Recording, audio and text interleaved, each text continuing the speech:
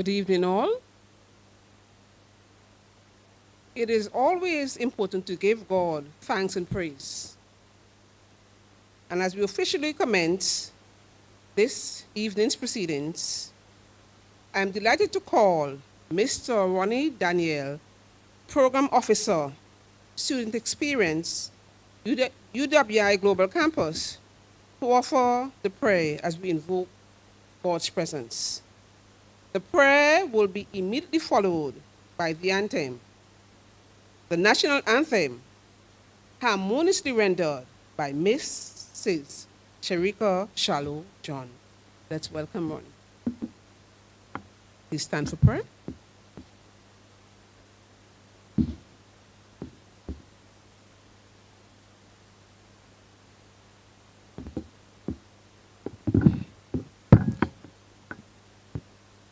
The Lord be with you. Let us pray. We give God thanks for this lovely day that He has given to us. Indeed, this is the day that the Lord has made, and we will rejoice. We thank you, Lord, for this opportunity to be in this space, to be part of this momentous historical occasion. We thank you, Lord, for bringing us to this moment in the history of our beloved land. We thank you for the authors of this historical general history of St. Vincent and the Grenadines. We thank you for Gary, for Cleve, and for Adrian, brilliant minds among many of this beloved land of ours. We thank you for their scholarship, for their engagement, for their research, for their sacrifice. We owe them and their teams a great deal of gratitude. And indeed, our presence here this evening is just a token expression of our love for their work and their sacrifice. We thank you for bringing us to this place safely. We ask you to bless all that we shall say and do, and may they be said and done to the glory of your loving name and to the upliftment of this beloved land of ours, St. Vincent and the Grenadines. We ask you to open our hearts as we embrace these three sons of the soil. Open our minds, and as we read the text, as we perhaps are confused and challenged and surprised, open our hearts so that we may love each other more as a nation, as a community. Bless us now and bless all those who shall share in this historical moment. May it indeed be a glory to you and to all of us. And long after this moment, may we sit back and say that it was good.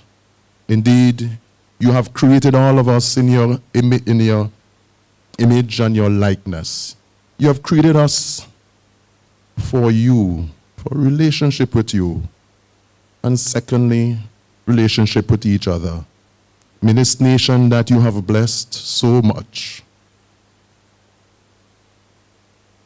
be a loving nation, continue to be a loving nation, and may all that we do henceforth be to your glory. This Sunday's silent prayers of our hearts we lift up to you through Christ our Lord. Amen. Please remain standing for the national anthem.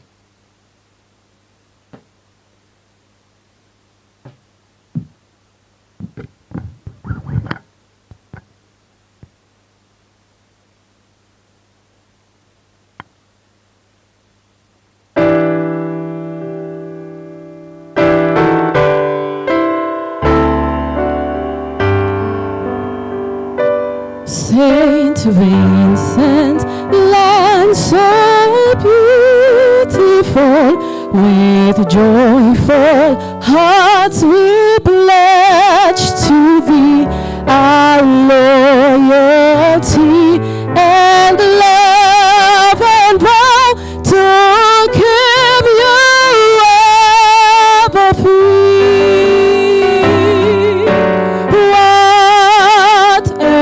Whatever future brings, our faith will see us through. May peace reign from shore to shore, and God bless and keep us true. Haroon, our fair and blessed eyes, your mountains high so clear and green, a home to me, though I may stray, a heaven come serene. Whatever future brings, our faith will see us through. May peace reign from shore to shore, and God bless and keep us true. Our little sister islands are those gems, the lovely grenadines upon their seas, and golden sands, the sunshine ever beams.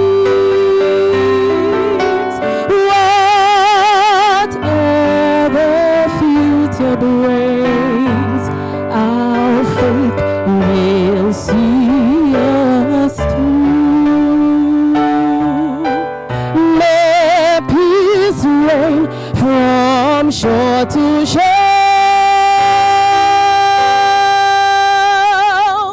and God bless and keep us true. Thank you.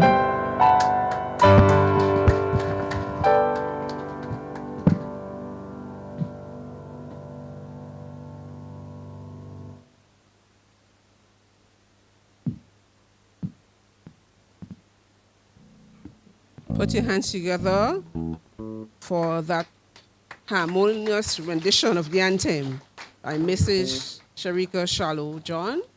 Ronnie, thanks for the prayer. Your Excellency, Sir Stanley John, Governor General and Lady John,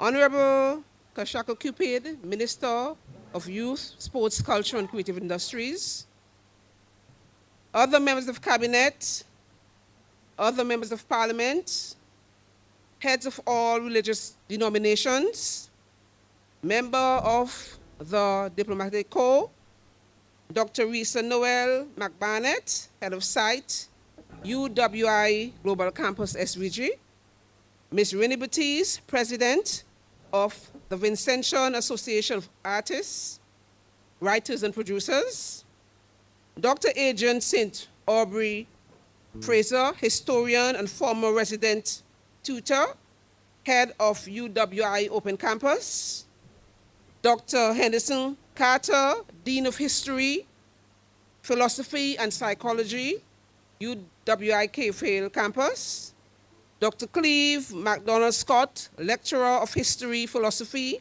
and Psychology at the UWI Cave Campus, Dr. Gary Michael Denny, Associate Professor of History at St. Mary's College, Maryland, Mr. Anthony Claude Tibbles, former Director of Culture, permanent secretaries and heads of departments, students from educational institutions, other invited guests, ladies and gentlemen, media, all, members of the media, all, good evening. Marcus Messiah Garvey famously wrote, "A people without knowledge of their past history, origin, and culture is like a tree without roots." We do not want to be a tree without roots. More specifically, the Department of Culture wants you to be grounded, rooted, and proud of our heritage. We recognize the importance of honing our roots. The history of St. Vincent and the Grenadines is a capital project managed by the Department of Culture in the Ministry of Youth, Sports, Culture, and Creative Industries. This project contracted 4 seasoned historians, Doctors Cleve Scott, Adrian Fraser, Arnold Thomas, and Gary Denny, to write and produce a well-documented and annotated publishable book about national history in 2 volumes for the state of St. Vincent and the Grenadines. We are also proud to be here for the official launch under the auspices of Your Excellency, the Governor General, H.E. Stanley John Casey and Lady John, and the Department of Culture in the Ministry of Youth, Sports, Culture, and Creative Industries of this book. St. Vincent and the Grenadines, A General History to the Year 2025, Volume 1, Native People, Genocide, and African Enslavement in St. Vincent, circa BP 5000 to 1838. This volume was authored by our scholars, Dr. Adrian Aubrey, St. Aubrey Fraser, Dr. Gary Michael Denny, and Dr. Cleve Scott. Put your hands together for our seasoned historians. Our dedicated Vincentian authors. They have compiled our story, our Vincentian story. It is our duty now to delve into the book, to know who we are and from whence we came. Who are we? Where do we come from? On that note, it is indeed an honor to welcome you. My name is Maxine Marvin Brown, and I'm proud to be your Master of Ceremonies this evening. Welcome, welcome, welcome. As we smoothly transition, please allow me to invite my minister, our minister, Minister of Youth, Sports, Culture, and Creative Industries, the Honorable Kashaka Cupid, to offer remarks. Let's welcome him.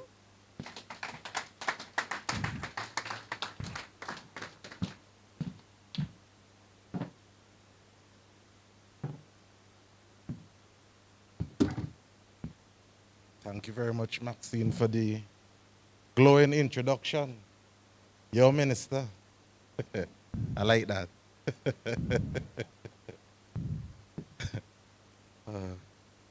Your Excellency, Sir Stanley John, Governor General, and Mrs. John, other members of Cabinet, other members of Parliament, heads of all religious denominations, members of the Diplomatic Corps, Dr. Risa Barnett, Head of Site, UWI Global Campus, Ms. Renee Batiste, President of the Vincentian Association of Artists, Writers, and Producers, Dr. Adrian St. Aubrey Fraser, historian and former resident tutor, head of UWI Open Campus, Dr. Henderson Carter, Dean of History, Philosophy, and Psychology, UWI Cave Hill Campus, Dr. Cleve Scott, sorry. My apologies, Doctor. Lecturer of History, Philosophy, and Psychology at the UWI Cave Hill Campus, Dr. Gary Michael Denny, Associate Professor of History at St. Mary's College of Maryland, Mr. Anthony Claude Tibbles, former Director of Culture, permanent secretaries and heads of departments, students from educational institutions, other invited guests, ladies and gentlemen, members of the media, and I would acknowledge the presence of one of my former teachers too, diplomat, Andrea Bowman. A pleasant evening to each and everyone. Now, the launch of St. Vincent the Grenadines, a general history of the year, or to the year 2025, Volume 1, is not merely the unveiling of a book, but a noteworthy effort in the quest towards the restoration of a people's memory. It is the reclaiming of our voice. It is the affirmation that our story, complex, painful, triumphant, and enduring, is worthy of careful scholarship, dignified telling, and permanent record. As stated in the prelude, there's no absolute truth, only versions of it. In the offering of version of the past, the work seeks to right the historical wrong. Now, I'm thrilled to be here tonight as the Minister of Culture to mark this historic milestone in the documenting of the Vincentian narrative. Dr. Adrian St. Aubrey Fraser, Dr. Gary Michael Denny, and Dr. Cleve MacDonald Scott, all Vincentian intellectuals, have dedicated years of time and scholarship to this project. So to them I say thank you on behalf of the generations of Vincentians. This book is a gift to all Vincentians, a foundation on which others could build as we widen research areas with the goal of telling us our story. They say people who don't know their origins will not know their future. This first volume spans an immense passage of time from approximately 5000 BC to the year 1838. On those pages, a universe of human experience is delicately documented. The ingenuity and spiritual depth of our indigenous peoples, the heroism and sacrifice of Paramount Chief Joseph Chatelier, our national hero, and the heartbreak and injustice visited upon our Garifuna people, the banishing of the Garifuna to Baliso, and their eventual exile, plus the brutal years of chattel slavery, is history that must be told, not as a comfortable methodology, but as lived truth. We must live the Eurocentric perspectives that has hidden the resistance of our people under words like barbaric and savages. One of the reasons I am quite proud to be standing here tonight is to state publicly that Dr. Cleve Scott was my history teacher at the St. Vincent Grammar School. And I show you was yours too, right, Akin? An extraordinary man. So I could still call him so, right? Dr. Scott? Could still call you so. You have my enduring gratitude, my deepest admiration, and my heartfelt congratulations. Teachers like you have long shaped young minds and planted seeds that eventually bear fruit as witness to your dedication. You have contributed to yet another beautiful work of literature that would place many more Vincentians under your tutelage without your physical presence. Ladies and gentlemen, this publication is without question a national treasure. For our students preparing for CSEC and CAPE examinations, it is an authoritative and accessible companion. For our educators, it is an indispensable resource. For public servants, policymakers, and cultural practitioners, it offers the grounding in history that thoughtful governance surely demands. And for every Vincentian at home or in the diaspora who has ever asked the question, who are we? This book offers you that response. As a government, we are committed to the preservation and promotion of our cultural heritage. Initiatives such as this book are not peripheral to our national agenda. However, they are central to it, aligning directly with our vision to deepen our cultural education, support serious historical scholarship, and ensure that the stories of our people are well documented, safeguarded, and transmitted to those who will inherit this wonderful nation.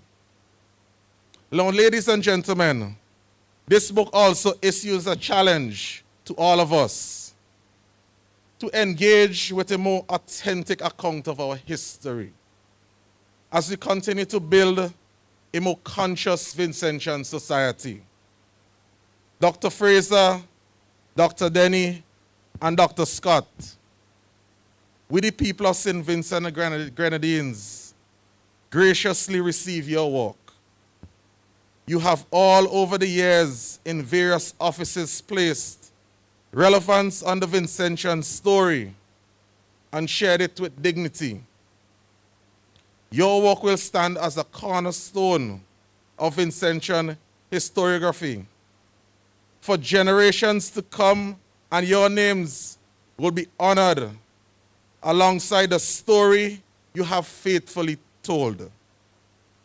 As we now formally launch this publication, let us receive it not simply as a book, but as a covenant with the generations that will come after us, ensuring that its pages will not be hidden in the dusty libraries.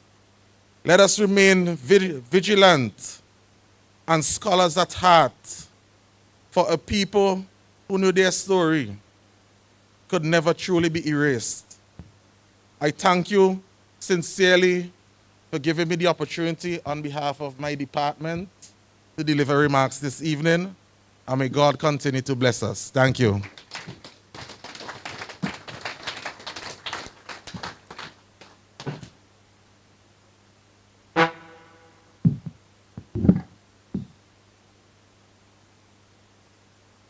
Thank you, Minister, for those remarks. I'm quite humbled at this time to invite Your Excellency, the Governor General H.E. Stanley John Casey, for the book review. Let's welcome him.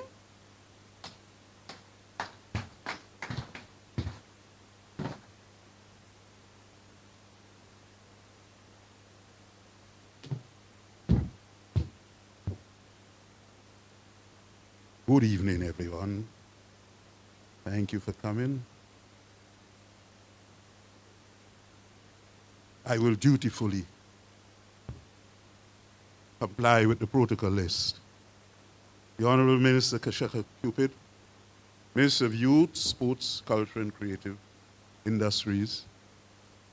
I see the Honorable Minister of Foreign Affairs just joined us, Honorable Fitzbramble.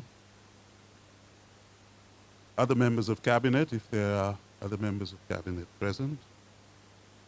Members of Parliament, other members of Parliament. Heads of all religious denominations. Members of the diplomatic corps.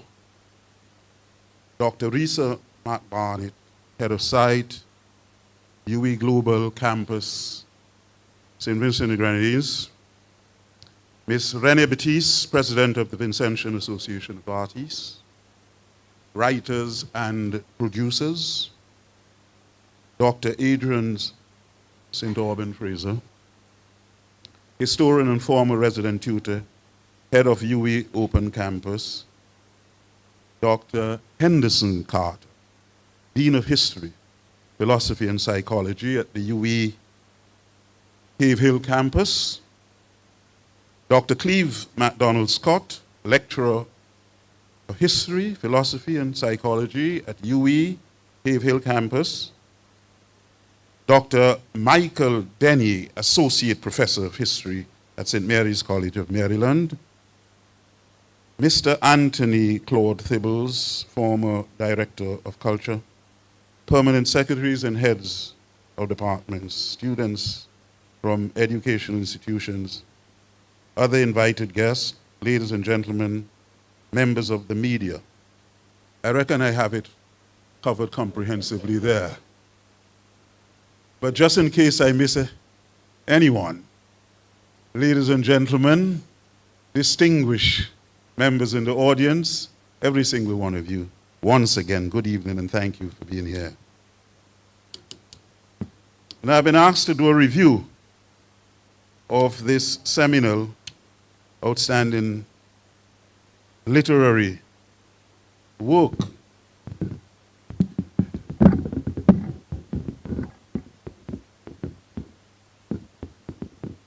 I hope I do justice in stimulating your interest and appetite beyond what motivated you to attend this evening, even though you may have had stiff competition with other personal interests and responsibilities.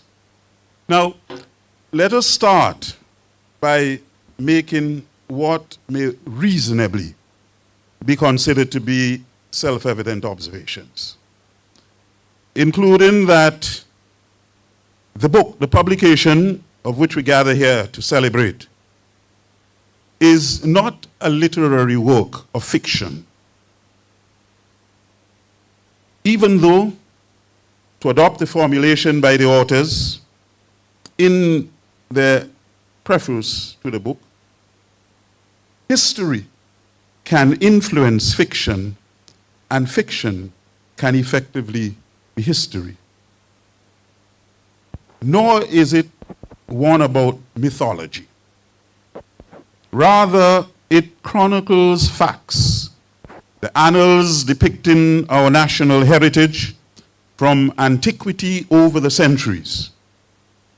This volume pauses the story at the period after emancipation of the slave system in 1838. Hence, the title St. Vincent and the Grenadines, A General History to the Year 2025, Native Peoples, Genocide, and African Enslavement, circa before present 5000 to 1838. The structure of the book is portrayed by its table of contents as follows. There is a prelude, there are acknowledgements, and there is an introduction. And then there are 5 chapters which tell the story.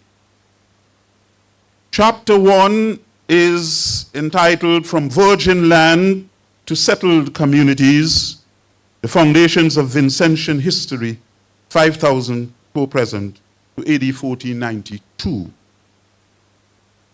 Chapter 2 is entitled Resistance to European Colonization, 1796. Chapter 3, War, Genocide, and the Destruction of Garifuna Sovereignty. Chapter 4, The Sugar Plantation Complex and Chattel Slavery, 1797 to 1834. And Chapter 5, the final chapter, is entitled The Meaning of Freedom and on Freedom, 1797 to 1838.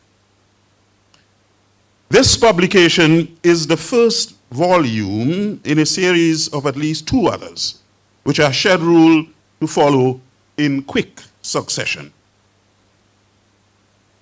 In framing the outlines of this book review, one found the analyses, explanations, propositions, and assertions made by the authors in their introduction to the presentation of the work most elucidating, instructive, and compelling.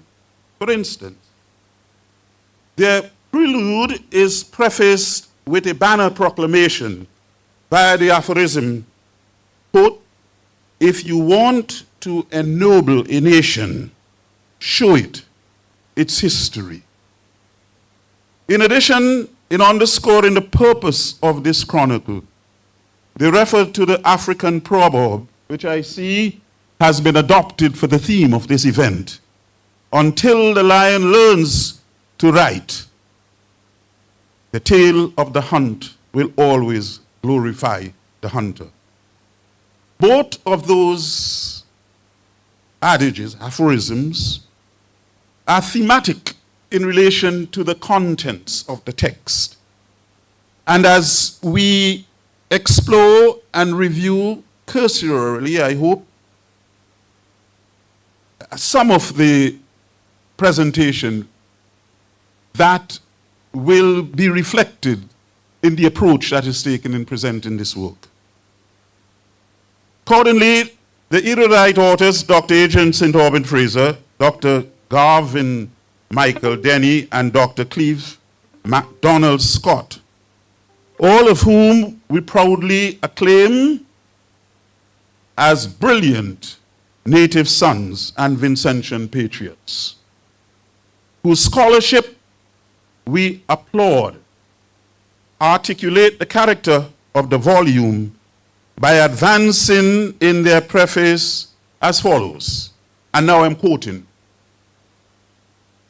"Our decision to offer native genocide and the enslavement of African bodies in St. Vincent and the Grenadines as a single text proceeded directly from the research and writing process, as we sought to make sense of and convey in the clearest language our findings.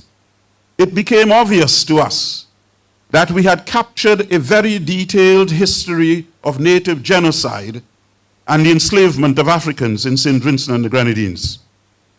Of course, within the historiography of the Caribbean, indigenous enslavement has been treated as a precursor to the enslavement of Africans.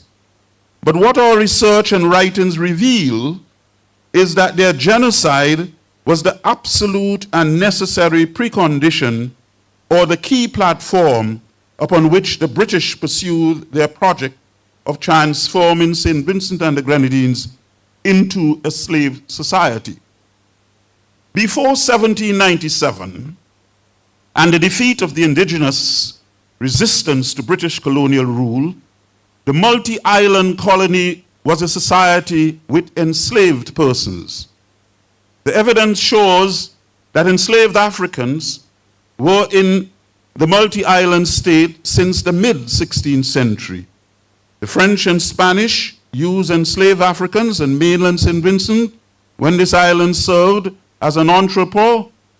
The Kalinago were accompanied by Africans from South America, Venezuela, Colombia, and Brazil, and Puerto Rico, to the Lesser Antilles, including St. Vincent. Kalinagos, it is being said here, brought Africans with them to these parts of the islands. However, after 1797, the British catapulted St. Vincent into a slave society as it had done elsewhere since the 17th century.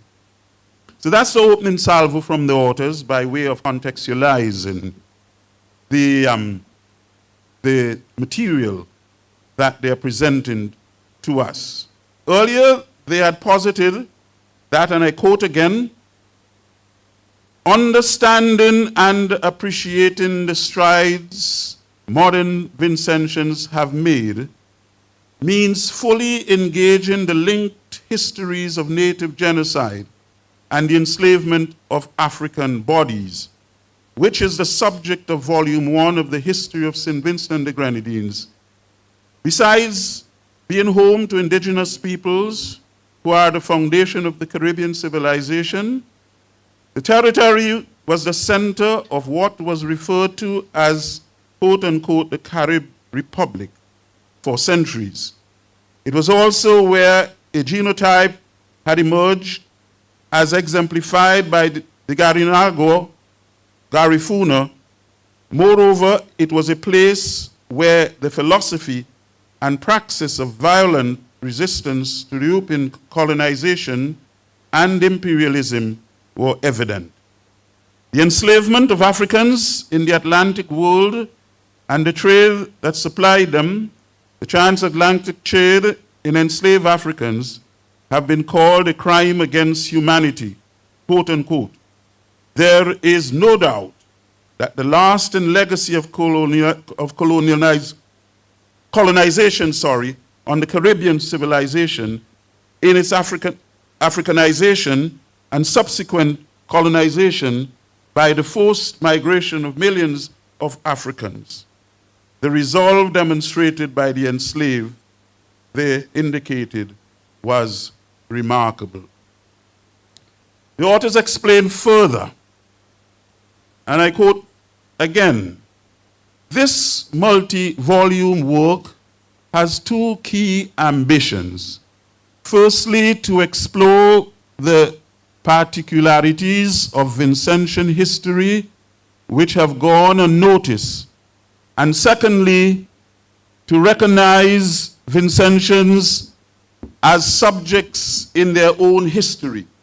We recognize that the challenge to European imperialism by Vincentians at such an early date is not adequately discussed in Caribbean history texts. This story is, in effect, one that has been hidden from Caribbean people for a very long time. The peoples of St. Vincent and the Grenadines have played a significant role in the construction of a broader Caribbean-wide identity. In fact, this can be seen in the Kalinago and Garifuna sacrifices to defend their sovereignty. These people were not idle bystanders to history. Rather, they were fiercely committed to the transgenerational struggle legitimized by the sacrifice of their forebears, whether through moral support or fiercely engaging in battle. The learned authors assert their motivation for producing the text expressly to be as follows. Objectives of the volumes. They say the primary objective of the 3 volumes in this series is to provide a well-documented and annotated national history that includes geographical, sociological, cultural, economic, political, and religious considerations. In the 3 volumes, there is a fairly comprehensive account of issues in Vincentian history, such as the struggles and the triumphs of the Vincentian component of the Caribbean civilization. The texts describe the Vincentian ingredients in the mix of what constitutes the Caribbean civilization. The objective is not to engage in historiography or historiographic nationalism, although we do acknowledge that in national history can help in building national identity. And they postulate further that removing the lingering, debilitating effects of coloniality is also a critical mission for St. Vincent and the Grenadines in this, the 21st century. So we are getting here from the authors the context within which this work is produced, and it is most enlightening for us to understand what follows, the methodology and the approach that is taken in dealing with the material. They proffer further that the objective is to offer a more accurate representation of the past. Our research and writing are founded on the philosophy that there is no absolute truth, only versions of it. In offering a version of the past, the work seeks to right the historical wrong by acknowledging the humanity of marginalized people and centering the racist Eurocentric discourse that marked the colonial historical narrative. For instance, for many years, the Italian navigator Christopher Columbus was credited as having been the first European to have landed on St. Vincent on January 27, 1498, thereby claiming it for Spain. Recent historians have dismissed this assertion because that date places Columbus in Europe and not in the West Indies. Nevertheless, the island was named St. Vincent on January 22nd. This so-called date of discovery was St. Vincent Day on the Catholic Christian calendar, and by the early 1500s, Spain had control over the territory. This is the kind of historical revisionism that has allowed us to accept that Columbus's landfall is inaccurate and to remove Discovery Day as a public holiday in St. Vincent and the Grenadines. In introducing their chronicles, the authors illustrate the context for pursuing the objective by explaining somewhat poignantly, not just through a prosaic pedestrian account, but waxing lyrically, where they state that we are fully cognizant that in writing Vincentian history, deciding when that history begins is both an intellectual and a political act. After all, colonial apologists wrote the earliest histories, and these histories began with the arrival of Europeans. Tales of indigenous cannibalism flourished alongside the idea of the quote-unquote noble savage. European confusion, fears, ignorance, and greed combined to produce representations of the indigenous peoples as lacking the very humanity within which the Europeans clothed themselves. Before Columbus's arrival in 1492, not a single European was present on Vincentian soil. In this, their pristine world, native genocide is beyond the imagination. We behold instead the first peoples constructing an abode of safety, a land of plenty, and a habit of Vincentian paradise. They sought and received sustenance from the riches of the sea and the land. They were the first Vincentian fishers, the first Vincentian farmers, the first Vincentian builders. They were also the first to bury their dead here, as it was where they lived. And so they memorialized and valorized their lives through their invention of stone art. These people were indeed the first Vincentians. And so, chapter 1 affirms their humanity. So it is fitting, therefore, for us to make this observation. It is that the eminent authors establish the efficacy for their narration by laying out parameters via the deployment of what are clearly abstract or conceptual processes and invoking moral underpinnings with which to interrogate the empirical material circumstances that mark the trajectory of our Vincentian heritage. They make the further submission that the legacies of racism, poverty, and inequality are reflected in everyday life. These historical wrongs are yet to be addressed, and St. Vincent the Grenadines is one of 14 CARICOM member states that are demanding that former colonial powers acknowledge their debilitating colonial past and apologize for their wrongs and make amends through reparations. Understanding that history is therefore important in the nation-building process in St. Vincent and the Grenadines. They continue, removing the lingering, debilitating effects of coloniality is also a critical mission of St. Vincent and the Grenadines.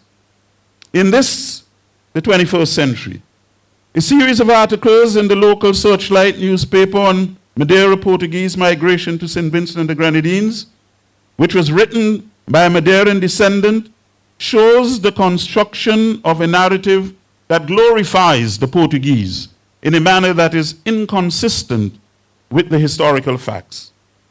This effort to erase history is similar to what Michael S. Roth, in his decoding of the cultural construction of memory, demonstrates. Roth notes that we strive to be faithful to the past, even when we don't care about getting it right or using it productively. Accordingly, the author's storytelling is characterized by a palpable element of positive and welcomed revisionist advocacy, suffusing the narratives in the text, and this is informed consistently by their intimacy and reverence for the subject matter, as exemplified by the clinical manner in which they dismantle long-established myths. For example, about Carib, Kalinago cannibalism, about the social dynamic between early African arrivants and Kalinago, and the manner in which Paramount Chief Chatoyer died. We will have an opportunity to witness a demonstration of these attributes during this event when they engage later on in a session of reviewing or profiling each of the 5 chapters that comprise the volume.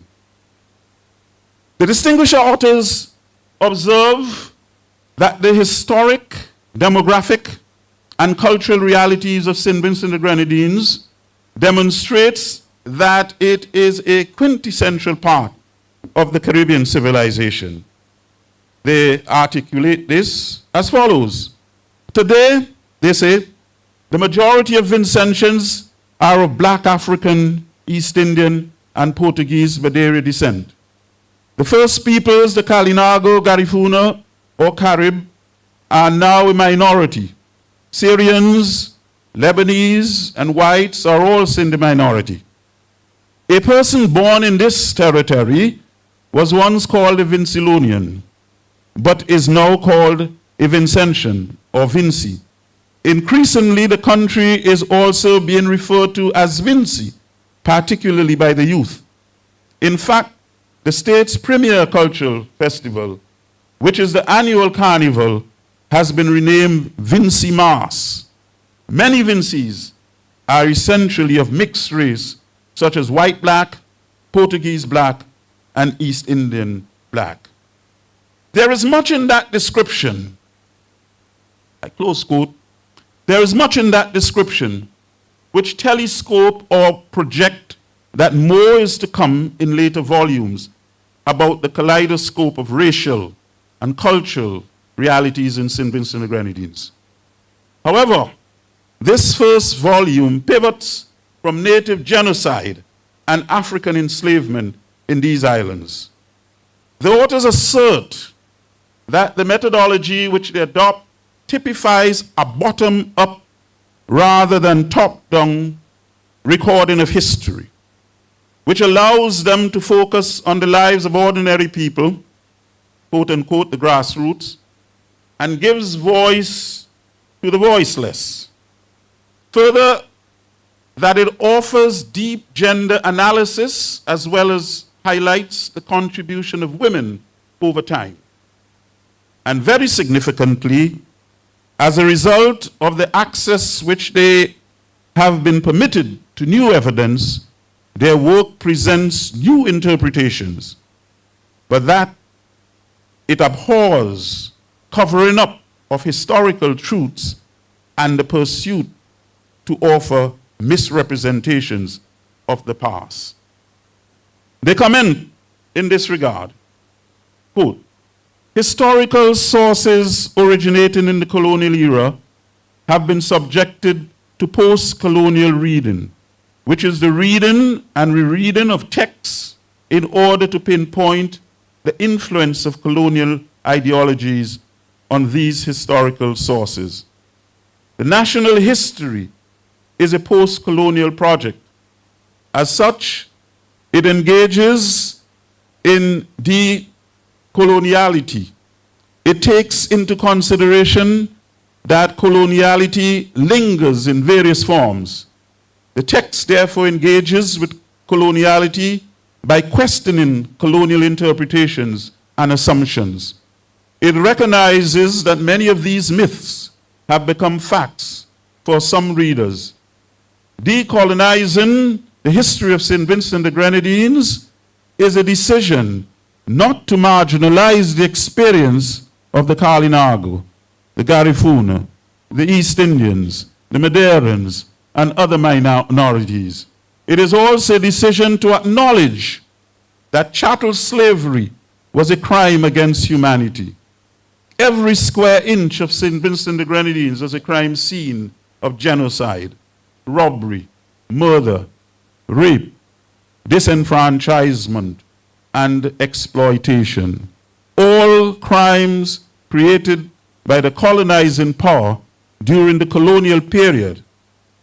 As part of the decolonization process, the authors revisited shared memories, oral traditions, stories handed down over time, and myths.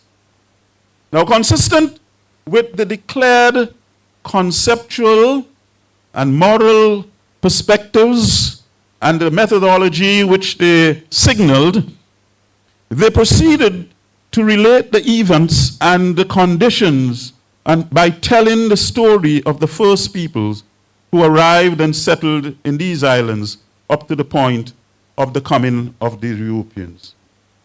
Chapter 1 relates the origins of human arrival and habitation in St. Vincent from earliest times, some 5,000 years ago.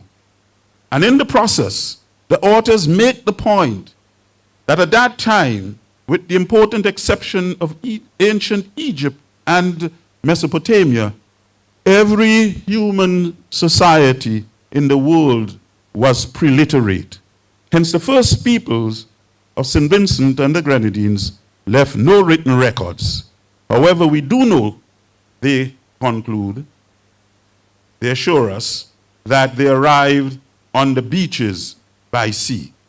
Chapters 2 and 3 tells the story about the resistance by the Kalinago to European colonization, the advent of Africans and the emergence of the Garifuna genotype, their heroic wars against European imperialism, and the ultimate defeat of the Garifuna on the field of battle and their expulsion at the hands of the British to Belize via the barbaric transit concentration camp in Baliso in 1797.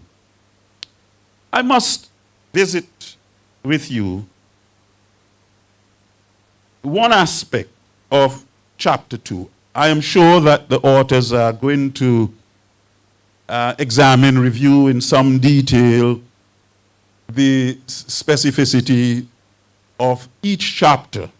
But if I am permitted, would wish to share a quotation from chapter 2, where they relate the dynamic among Kalinago and Africans in that early period.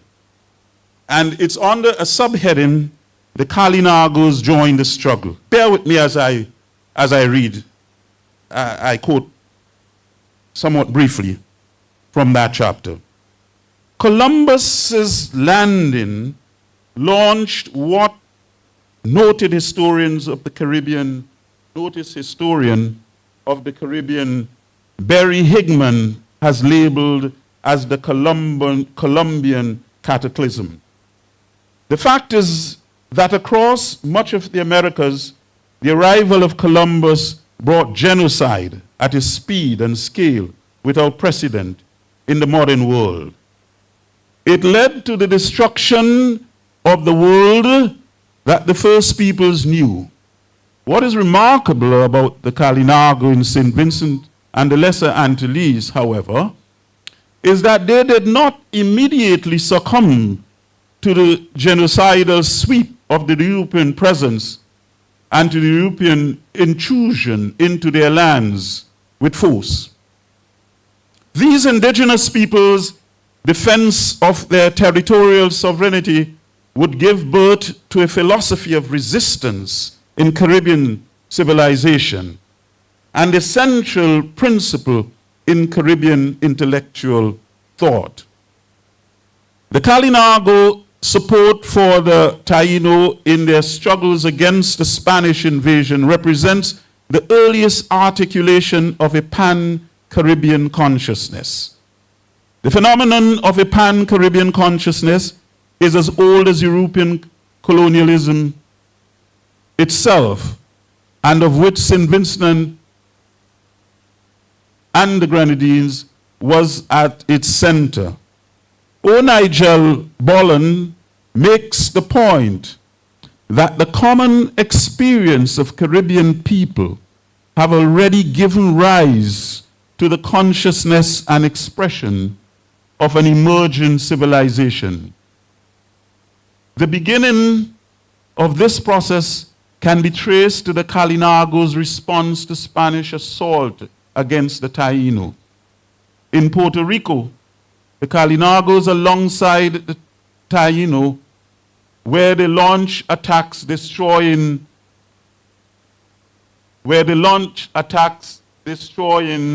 they were able to attack farms and take captives. The account of Louis de Navarrete, a mulatto woman of mixed black ancestry, who was captured in Puerto Rico in 1576 and taken to Dominica, confirmed the Kalinago engaged the Spaniards in the battlefield of Puerto Rico. Unwilling or unable to see the fundamental historical revelation that Navarrete's story tells of the earliest emergence of the Pan-Caribbean consciousness, apologists for European imperialism have focused attention instead on her escape later from Dominica. And from this episode, they have constructed the narrative of Kalinago as enslavers of Africans. The Kalinago, they say, have carried away a great quantity of Negroes and left some in Dominica and distributed the rest along the Indians of these islands, which they take to their lands in order to serve them. And the said Indians always used to go boasting and making great fiestas, saying that they had burnt and destroyed many farms in the island and killed many people. Our authors say, from such a limited description, it became a common view among Europeans that Africans had been serving as enslaved persons to the Kalinago. Such views, however, completely conflated and confused prisoners of prisoners of war and slavery. A prisoner of war was a status that was imposed upon someone captured on the battlefield. It will either end with the resumption of peace or the incorporation of the captive into the society of the captors. A slave is the transformation of a human being into a commodity to be bought and sold. Some historians have argued that what the Kalinagos had really been doing was incorporating the Africans into their kingship system. As noted historians of the Windward Islands, Lennox Honeychurch has explained, the Kalinagos had passed on much of their knowledge of the island environment and survival techniques to the Africans. In chapter 1, the knowledge mechanism, the knowledge transfer, from the first arrivant down to the Kalinagos, pinpointed that this was a critical mechanism through which the indigenous people absorbed new people into their culture. This story also points to the fact that the gene flow between Africans and the Kalinago would have begun in the 16th century, long before the emergence of the Garifuna as a distinct ethnic entity in St. Vincent and the Grenadines. The ethnic consciousness of the Garifuna is certainly an 18th century phenomenon, but the biological processes which enable gene flow between Africans and Kalinago had begun much earlier. Similarly, in relation to the relentless, passionate, and noble struggles of the Garifuna ancestors to defend and safeguard the sovereignty of these islands, and how that dynamic informed the peculiarities of colonization and enslavement, here, our discerning chronicles assert that the evidence gleaned from these historical records lead to the following conclusion. Certainly, they say, the Kalinago and Garifuna peoples shifted the British drive to construct a slave society in St. Vincent and the Grenadines. Numerous historical sources attest that the Vincentian plantocracy could not always easily distinguish between Kalinago and Garifuna and African, whether free or enslaved. We do not know that before 1797, enslaved Africans also, that before 1797, enslaved Africans also fought alongside the Garifuna. The value of understanding what took place in St. Vincent and the Grenadines cannot be understated. This is what we have been instructed from the research of our erudite scholars. Elsewhere in the Caribbean, the collapse of indigenous populations preceded the creation of slave societies. European aggression had decimated the indigenous populations decades before the imposition of a slave society. In St. Vincent and the Grenadines, however, native genocide and the creation of a slave society were inextricably linked. It was Britain's desire to remake St. Vincent and the Grenadines into a slave society, and this was the reason why it engaged the Kalinago and Garifuna on the battlefield. Slave society and the economy never became fully entrenched in this colony as it had become in Barbados or Jamaica since the 17th century.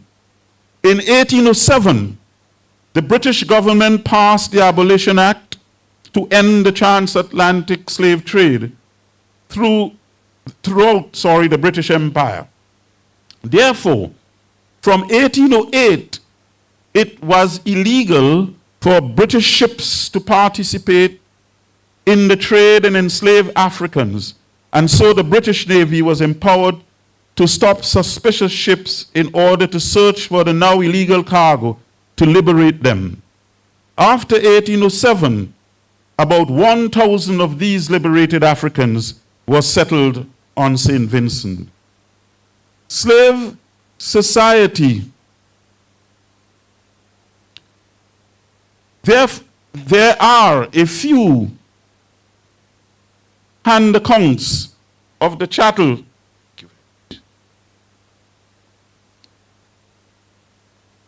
There are a few accounts of the chattel slavery experience from the enslaved themselves. Among these is the 1831 autobiography of Aston Warner, who was born and enslaved on Cane Grove Estate in the Buckerman Valley on the western or leeward side of St. Vincent. It was his aunt, Daphne Crosby, who secured his freedom along with his mother by effecting manumission. When the slave system in the British Caribbean was terminated in 1834, some 20 million pounds sterling was paid to appease the planters. And as if that was not enough, they were guaranteed 6 years of free labor under the guise of allowing a period of transition from slavery to full freedom. The apprenticeship period, as this moratorium was called, was used by the planters to draw the last pint of blood from the supposedly formerly enslaved or apprentices. The ghastly abuse of this system forced its premature end in 1838. By that time, however, the damage had been done. The end of the slave system required social re-engineering across the British Caribbean, yet the white planter elite refused to cater for the formerly enslaved. Moreover, they became overly concerned that black economic enfranchisement will erode white political power. To safeguard their hegemony, they resorted to a variety of post-slavery control mechanisms which blacks fought against relentlessly.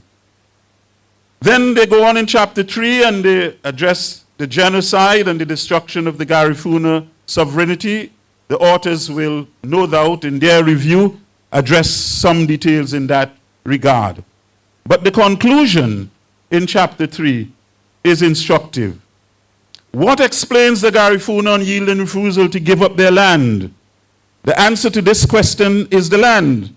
St. Vincent and the Grenadines was the last Eastern Caribbean frontier, and the British presence was an existential threat. The Garifuna feared giving up their lands would be the end of their civilization. The assertion and defenses of their sovereignty, their sovereign power in St. Vincent and the Grenadines was founded upon their sacred relationship to the land. And no doubt the authors will also expand on that theme. In chapter 4, the authors instruct that the history of sugar and African enslavement in St. Vincent and the Grenadines is remarkably different from that of most Caribbean territories. As explained in chapter 2, the territory had served as a refuge for fugitives from chattel slavery called runaways or maroons by the enslavers, mainly from Barbados, for more than 100 years. Barbados, of course, is the single most important island in the history of plantation slavery for a simple reason. It was in Barbados that British planters first combined the availability of large stretch areas of land, the labor power of enslaved Africans, the technological capabilities of the sugar factory and Dutch capital to produce the plantation economy and slave society. What the British considered to be the extraordinary success in Barbados would then be quickly exported throughout the Caribbean and across the Americas. By 1725, plantation slavery had become the dominant mode of production throughout the British colonies in the Caribbean and North America, except in St. Vincent and the Grenadines. Though only 100 miles west of Barbados, for nearly 150 years, the sugar revolution, fueled by enslaved African labor, will struggle to gain a foothold in St. Vincent and the Grenadines. In fact, when slavery was abolished in 1834, 38 eventually, our authors inform us that the slave society plantation was in St. Vincent for only 27 years.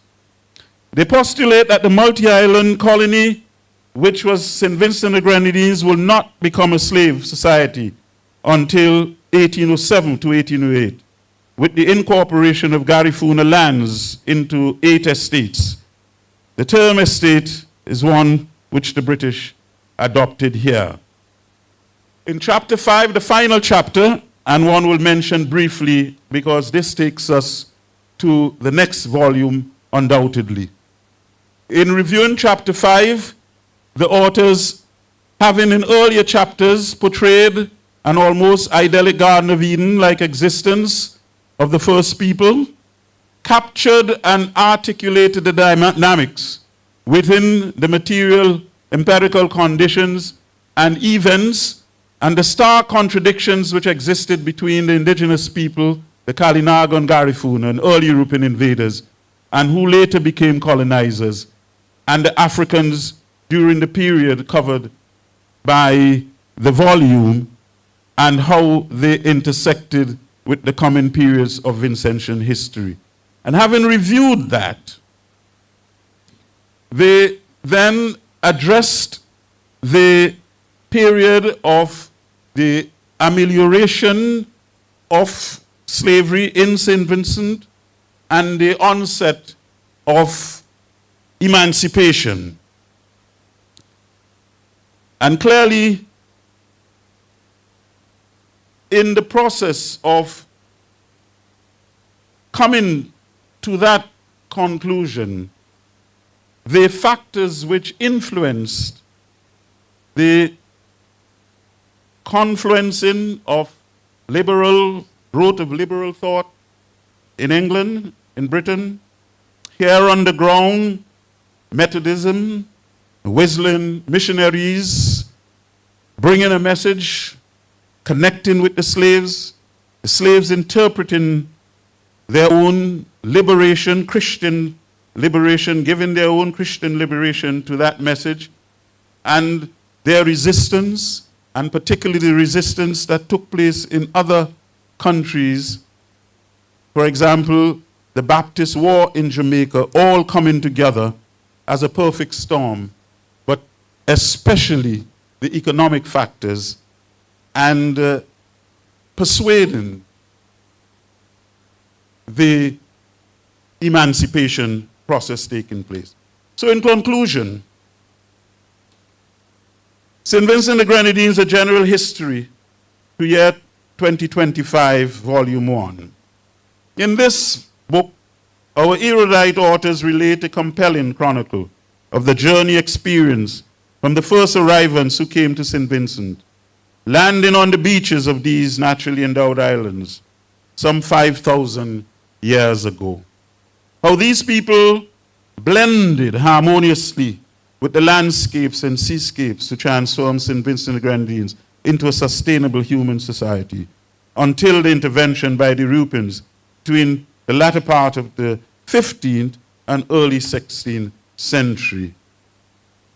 And the traumas to their pristine, idyllic social ecosystem that ensued during the post-Columbian disturbance, which was marked by interminable tensions and conflicts arising out of the contradictions, initially between the powerful sense of patrimony, of sovereign integrity, which the indigenous Kalinagos entertain, and the voracious appetite of Europeans, which intensified with the emergence of the Afro-Kalinagos, our Afro-Kalinagos ancestors, the Garifuna.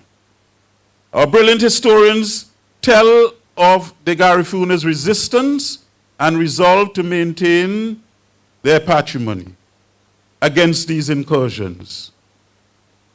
even in the face of the might of European imperialism, whose objectives were the conversion of St. Vincent to a slave society in pursuit of economic gain.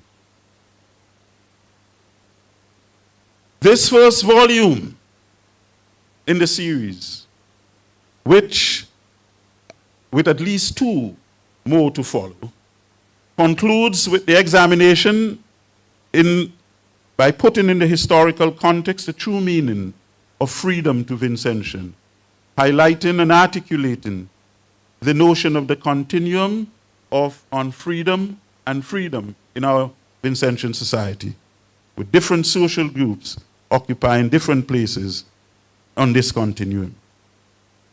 Clearly, this work is seminal. The information which it contains provide a basis for which future historians and other researchers and writers from which they may draw. What is remarkable is the sources, the number of sources that accompany each chapter to this book. It demonstrates that a tremendous amount of work was indeed carried out by these 3 learned scholars. And we are and will be enduringly grateful to them for this contribution which they have made to the national effort. We thank you very much, gentlemen. You have made an excellent start, and one is left in no doubt that the volumes that follow will maintain the same level that you have set out with, and we are all, having read this one, we are all anxious to have the benefit of your continued service in this regard. Thank you very much, and thank you for it.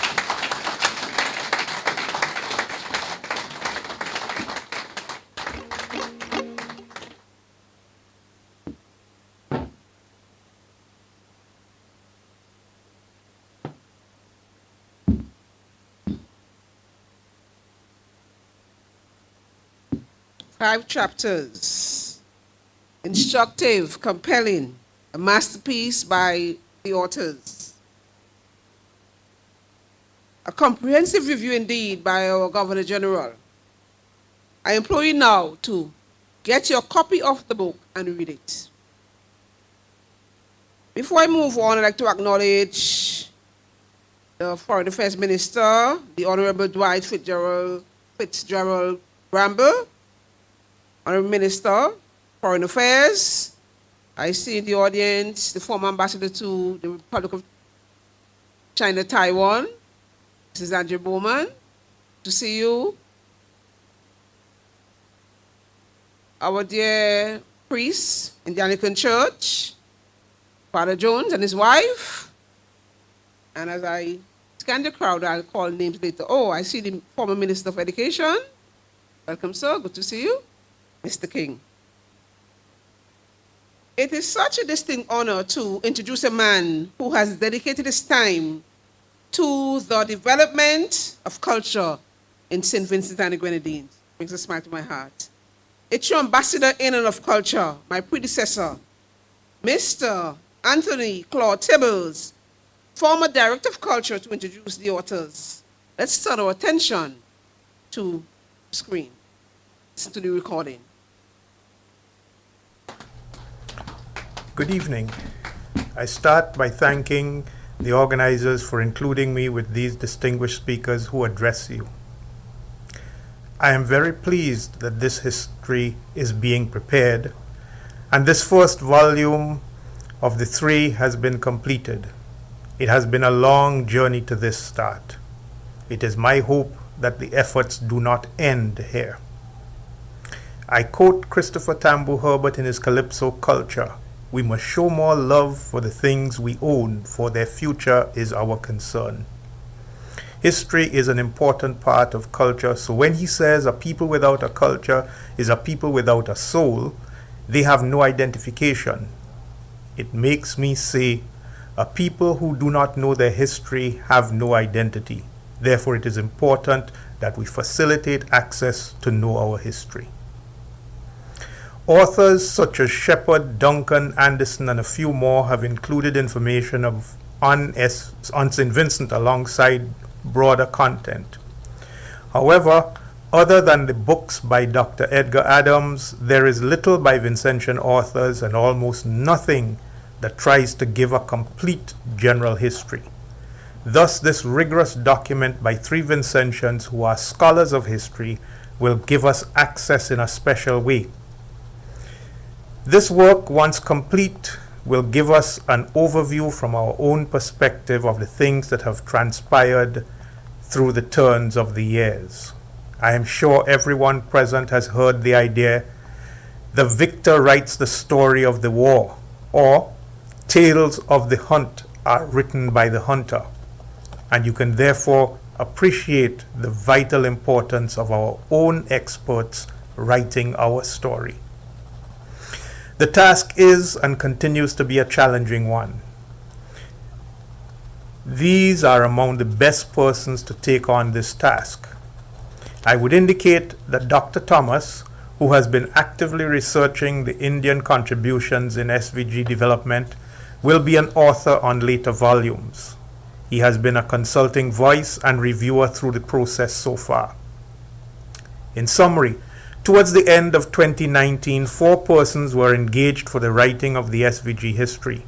They were Drs. Adrian Fraser, Michael Denny, Cleve Scott, and Arnold Thomas. And that brings me to my task of introducing the first 3 as the authors of the first volume. Dr. Adrian Fraser. Dr. Fraser was resident tutor, head of UWI Open Campus SVG from 1991 to 2011. He is a retired but still active historian. For many years, he wrote and voiced the public service radio program From Whence We Came, which captured vignettes of SVG history. He has several publications to his name, including Chatouillet, First National Hero of SVG, and the 1935 riots in St. Vincent, From Riots to Adult Suffrage, among his several works. He has long been associated with the need for a general local history of St. Vincent and the Grenadines, so he must be extremely pleased to see this day. Dr. Michael Denny. Dr. Denny attained his PhD from Johns Hopkins University. He works in the Department of History at St. Mary's College of Maryland, where he holds the Chair of African and African Diaspora Studies. He was a speechwriter for the Nelson Mandela and lectured extensively on liberation for South Africa. Thus, he is another Vincentian scholar who made their mark on the international stage. Dr. Cleve Scott. Dr. Scott divides his time between his history teaching and research within the Department of History, Philosophy, and Psychology, UWI Cave Hill campus, and his involvement with the music industry as an engineer. He was actively involved in the historic moment of SVG Independence Parade of October 1979, when our flag was raised for the first time, and the activities of evacuation and camp running during the La Soufrière April 1979 eruption. He has lived historic moments. I have mentioned Dr. Thomas earlier in my remarks. He will receive more extensive introduction when other volumes are completed. It would be easy to make these introductions much longer, but the authors are here and can be engaged by you as you may wish. I want to thank you again for including me in this exercise.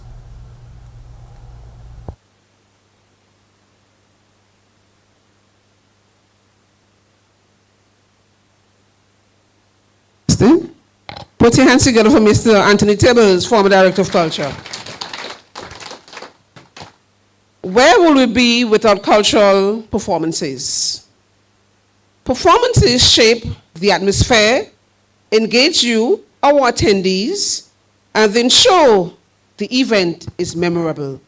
Ladies and gentlemen all, help me welcome one of the lead dance groups in St. Vincent and the Grenadines, the La Gracia Dance Theatre, Inc., former national dance champ, winners of the Best of SVG. Let's welcome La Gracia to set the mood, to set the tone. Ladies and gentlemen, welcome La Gracia.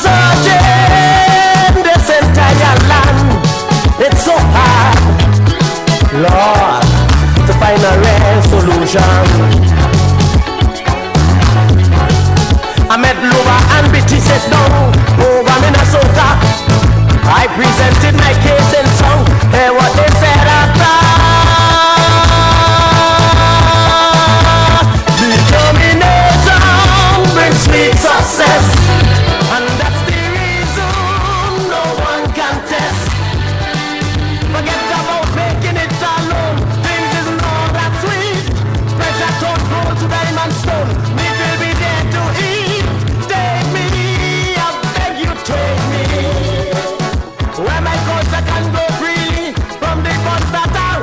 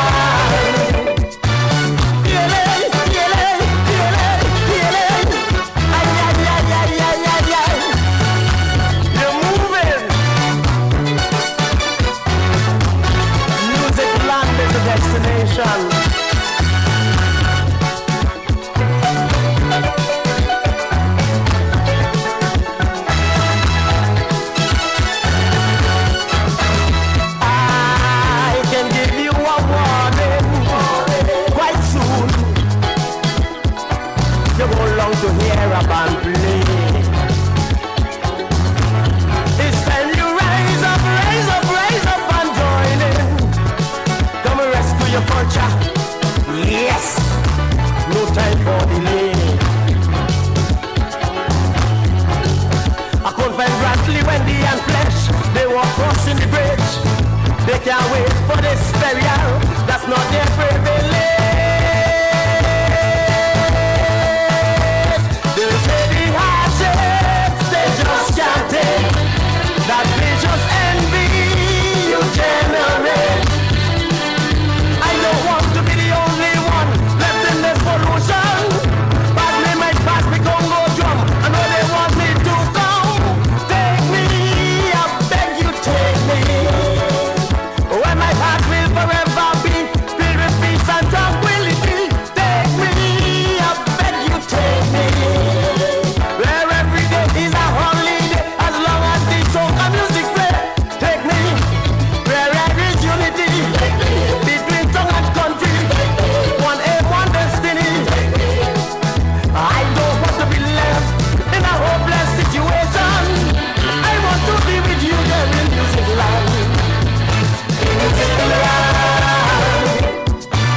Feeling, feeling, feeling, feeling.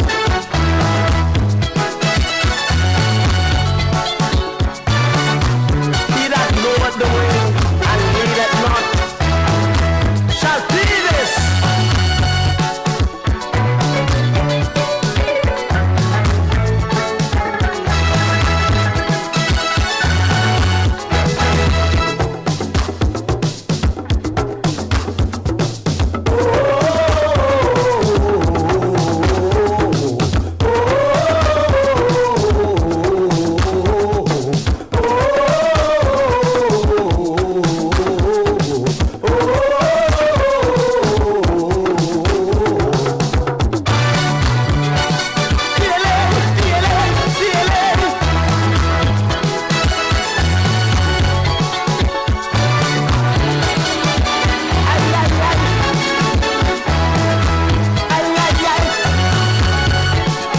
Take me, I beg you take me. Where in music we will be one, no doubt from the competition. Take me, I beg you take me. Where my culture can go freely from the bonds that are holding me. Take me, oh Lord, just take me. Where my heart will forever be filled with peace and tranquility.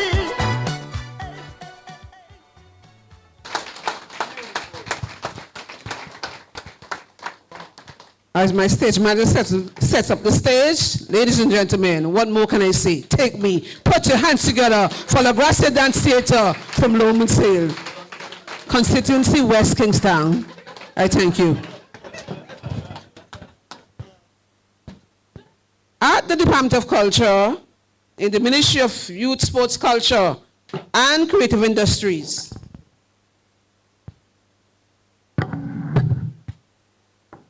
we have always sought to engage our schools, our educational institutions, to be more participatory in embracing our heritage, in fact, our history.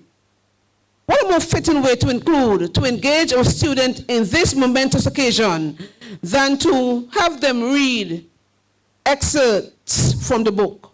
I will now invite all to come to the forefront when your name is called.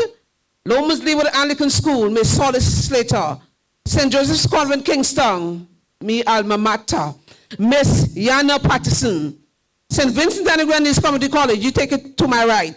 Take it to my right, please. Community College, Miss Zaronique Forbes. Global Campus, Miss Kieran, in fact, Mr. Kieran Brown.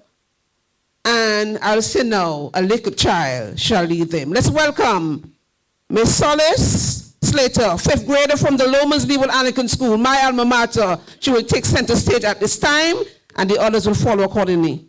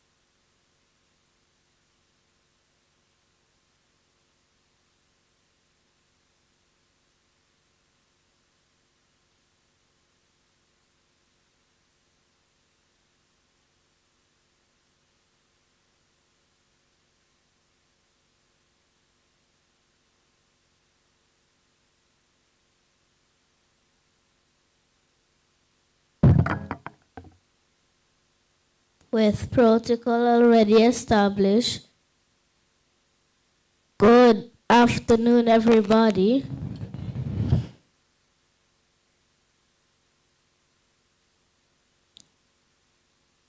No retreat, no surrender, fight to the bitter end. Chatayer's death affected the morale of the Garifuna people. It was under his command that the forces of the indigenous people and the French had maintained a degree of unity in their struggle against a common enemy. The war was to enter its most brutal phase over the next year. In the wake of his death, the Garifuna forces withdrew into the interior, while the French forces, according to the shepherd's account, moved towards Leyu on the leeward side, where eventually many were captured and killed by enslaved blacks, whom the planters had used to increase their combat power and had left to keep guard on the estate. Any appearance of disunity among the French and Garifuna, however, was quickly removed as Victor Hughes, the French emissary, reassured the leadership of the indigenous forces of continued French support. To demonstrate French continued commitment to the Garifuna cause, Duvalier was shortly thereafter made an officer of the Army of the French Republic and joint leader of the military force in St. Vincent, along with 2 French officers. Surprisingly, after their victory in the Battle of Dorsetshire Hill, the British were not in a position to take advantage of the brief period of uncertainty among their enemies. To stall and get his forces strengthened, Governor Seaton in the interim made some announcements to give the impression that he was acting with alacrity. His proclamation of March 20th, 1795 denounced the savage barbarity of the Garifuna forces and their French allies under the direction of Chatayer, a Carib chief. Acknowledged them by as general and commander of the whole. He considered what had taken place as a treasonable act and was not willing to apply the laws of war to the Garifuna combatants. He was, however, prepared to provide mercy to any who surrendered before March 25th, 1795. Once they had not been connected with any of the murders committed. Some, he suggested, might have been forced to be part of the atrocities. This criminalization of the Garifuna conduct of war was how the governor intended to rationalize British ill-treatment and not provide the protections demanded under the rules of war for prisoners of war, especially commanding officers. This denial of sovereign claims and patrimony were all linked. To acknowledge protections under the rules of war was to acknowledge the sovereignty of the Garifuna. For the rest of 1795, fortunes fluctuated on both sides. The indigenous forces, however, continued to attack British assets intermittently with French support. The Garifuna policy of not engaging in open fight and using the terrain continued to frustrate the British. The nature of resistance that was put up by the indigenous forces against the British was described by Officer Robert Bassett in a letter to his father, Robert Bassett Sr., in July 1796. Bassett described what he called a horrid butchering war with the Caribs, who neither give nor receive quarter. To him, they were an enemy despicable indeed in both courage and numbers, but if considered as to their manner of making war, extremely formidable. Officer Bassett added, time and again, the imperial troops stormed seemingly major Carib strongholds at grievous cost, only to see their opponents melt away and decisive victory elude them once more.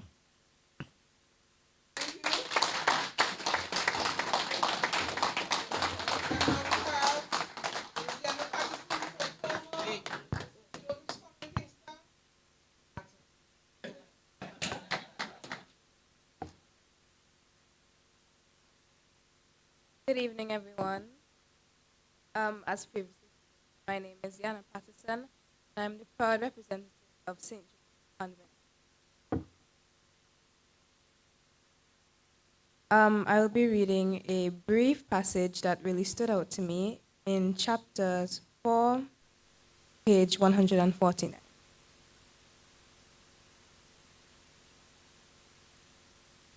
In examining slavery, we tend to hear very little from the enslaved. Much of the primary sources of information on the enslaved came from the pens of the planter class like Mrs. Carmichael, missionaries, and European visitors. There are very few written records left by the enslaved persons. Diaries and letters were left mainly by white Europeans. Certainly, no one else but the enslaved understood the cruelty of the regime of enslavement. In the US, there are over 600 slave regimes of,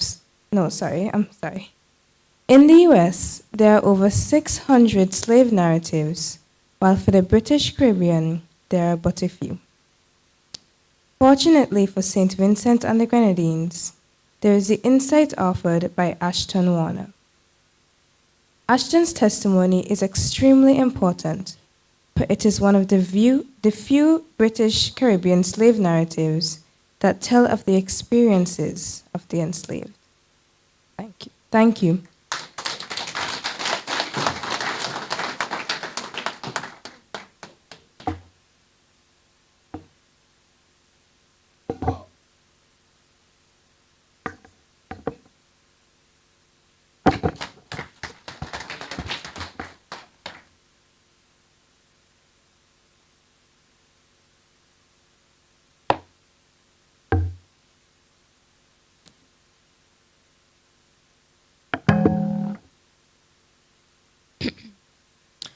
Good evening, everybody. As just said, my name is Zaranique Forbes, and I will be reading to represent the St. Vincent and the Grenadines Community College as a Year 1 student.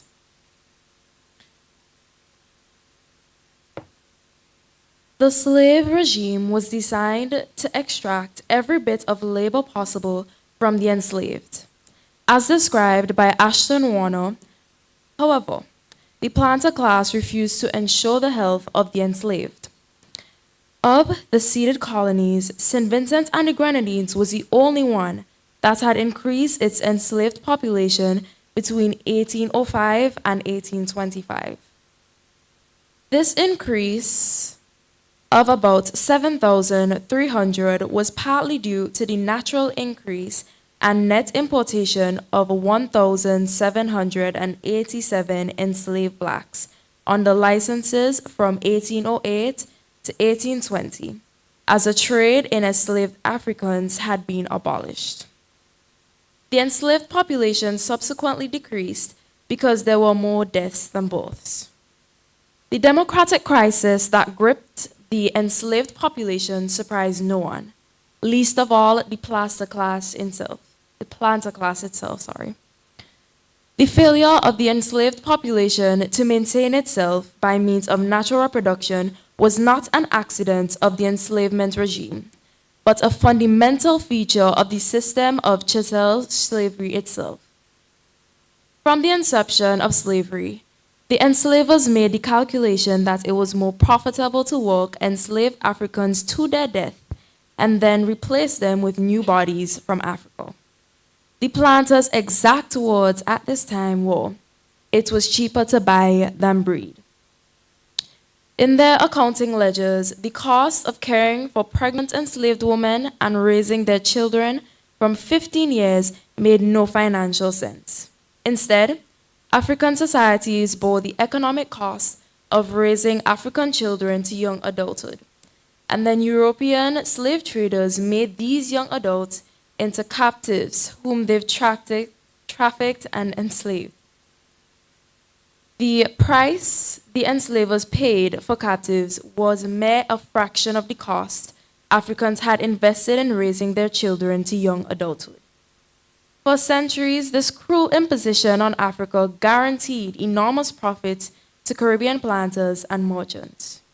By 1800, however, the movement within Britain to end the transatlantic slave trade in enslaved Africans had gained steam, precisely at the time when the Vincentian planter class was stocking its estates with fresh imports of African captives. Hence, the Vincentian planter class, the threat of the possible end of the slave trade of enslaved Africans, raised profound questions about the profitability of slavery itself. None more important than this. How can a Vincentian estate maintain its demographic stability and profitability without new imports from Africa? Thank you. Thank you very much. And now we'll have Mr. Kieran Brown, teacher, Georgetown Secondary School, graduate of the BSc Economics and History degree program, Cayfield Campus, Barbados. Good evening. The protocol has already been established. Allow me to read a brief excerpt of the book for those who are following, page 57. One of the ironies in the assault against the integrity of the Garifuna is the British simultaneously complained how the pure Kalinago remained active participants in the struggle to prevent British penetration of St. Vincent and the Grenadines. To accept that the Kalinago and the Garifuna were in common anti-British alliance would have destroyed the British own argument that they were infringing on Garifuna property rights to protect the Kalinago. Clearly, if the Kalinago needed protection by their own actions, they were clearly stating that they needed protection from the British, not the Garifuna. The reason for this is quite simple. Despite the best efforts of the British to divide and conquer St. Vincent, indigenous peoples, they could not overcome the indigenous people's own recognition that they constituted a single people facing a single threat of the British colonial rule. The French archives present a counter to the British arguments. The French had a closer relationship with the Kalinago and the Garifuna, and as more of French writings are being translated into English, more information is becoming available to English readers and researchers. This will later be examined. Thank you.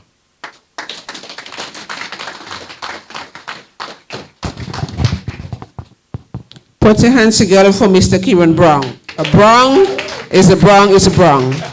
Ladies and gentlemen, the performances continue as we bring you in the right mood. At this time, help me welcome National Dance Champ reigning, juniors. Renaissance Dance Company. Earlier you got Take Me to SVG, now it's Take Me to Africa. I'm an African by Beckett, Dr. Alston Beckett Cyrus. Put your hands together for Renaissance, reigning national dance champions, juniors. But tonight the seniors are performing.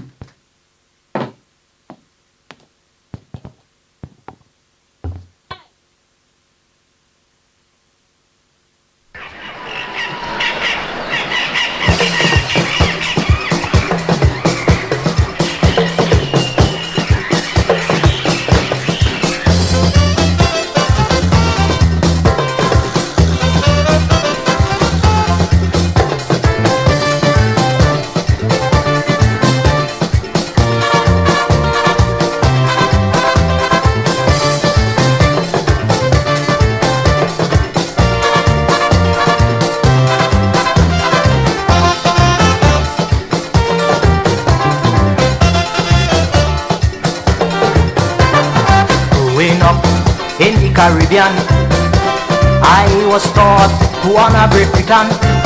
But when I check out my history and I check out my ancestry, I have to face reality. Now I could wave a flag, I could boast and brag. I know who I am. I am an African. I'm proud of my motherland. Don't doubt me. I'm proud of my ancestry.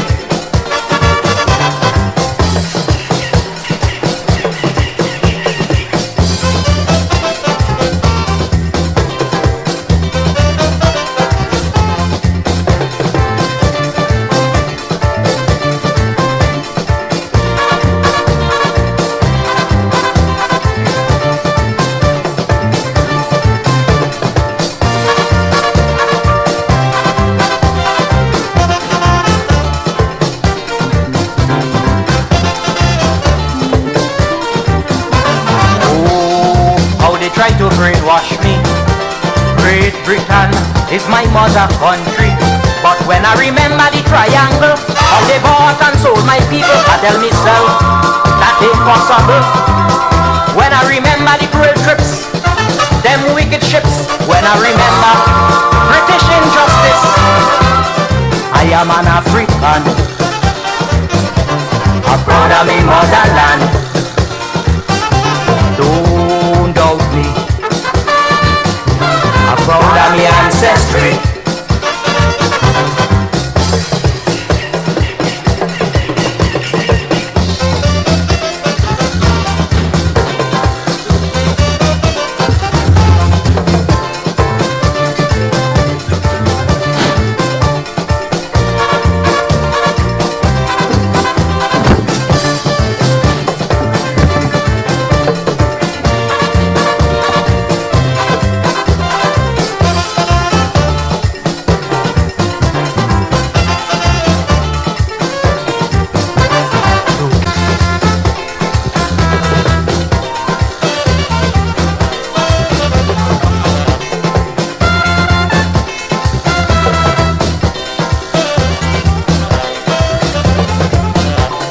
Dominican, African, Vincentian, African, Grenadian, African, Antiguan, African, Black Jamaican, African, Black Trinidadian, African, Arubian, African, Black American, African, Barbadian, African. Put your hands together for the Renaissance Dance Company. As they set up, I'll ask you a question. Dominican, Vincentian, Maxine Brown, my minister Kashaka Cupid, African. As we set up to hear from our historians in the round table talk, the band touch, featuring Willis Williams, Brian Alexander, Earl Martindale, and Eiffel Short. Like a musical interlude, a short, sweet piece while we prepare to hear from the authors. Perhaps I can be the backup dancer.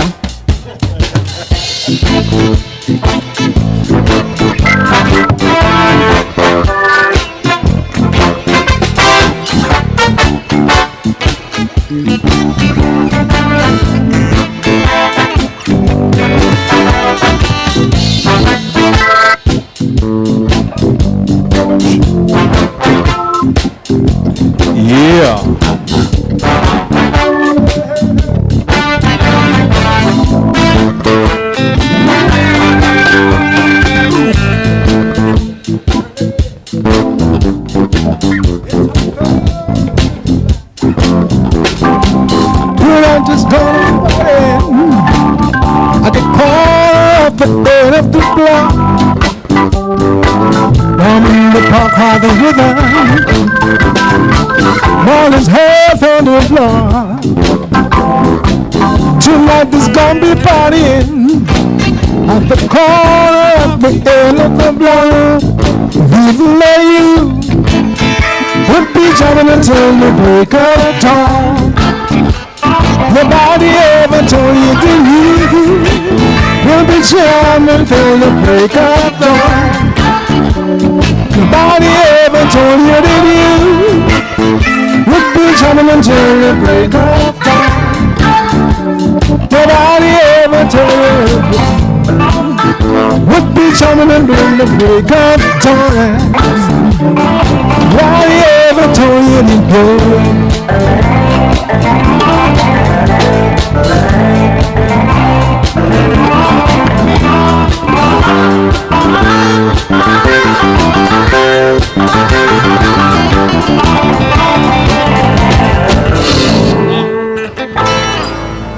Thank you very much. Thank you very much.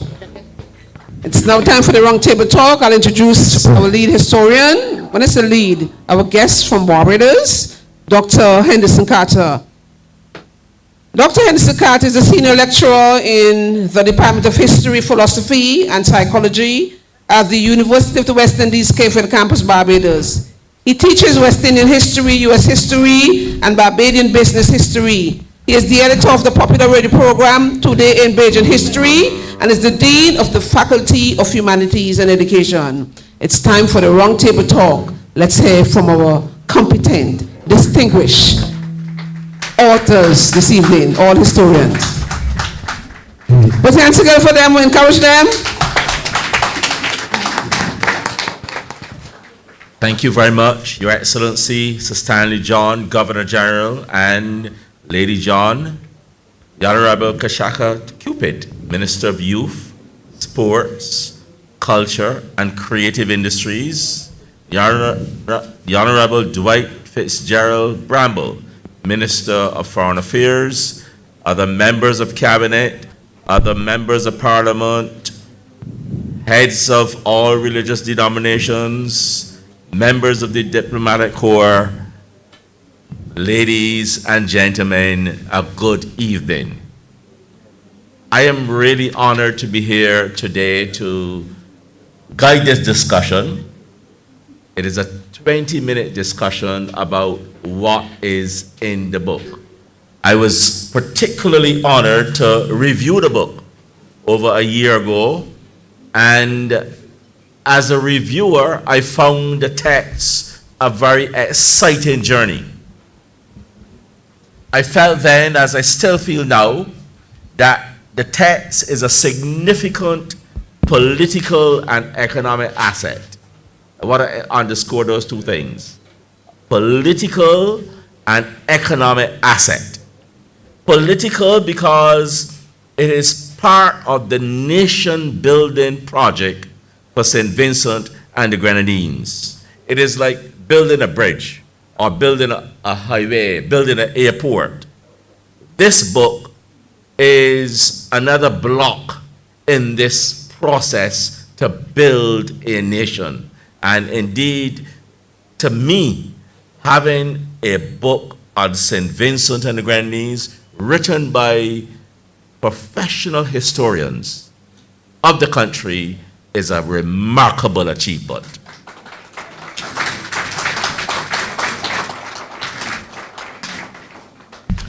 But the book is not only a history text for the general reader. I see this as an economic asset. And I want to refer to the concept of the knowledge economy. In other words, you're creating knowledge products for the creative industries. And I recognize that there is a ministry of the creative industries. And we want tonight to look at this to see how we can pull out parts for creatives to get to work. Just yesterday, I met with CSC officials. I'm the chair of the CSEC syllabus committee. And we added this book, History of St. Vincent and the Grenadines, to the syllabus that is forthcoming.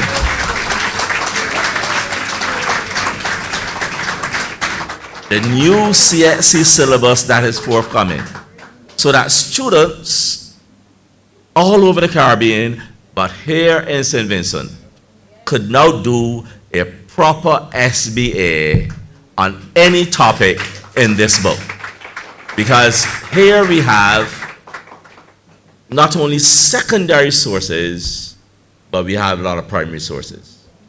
Tables of punishment, maps, etc. This is the ammunition that you need as students. So let us get down.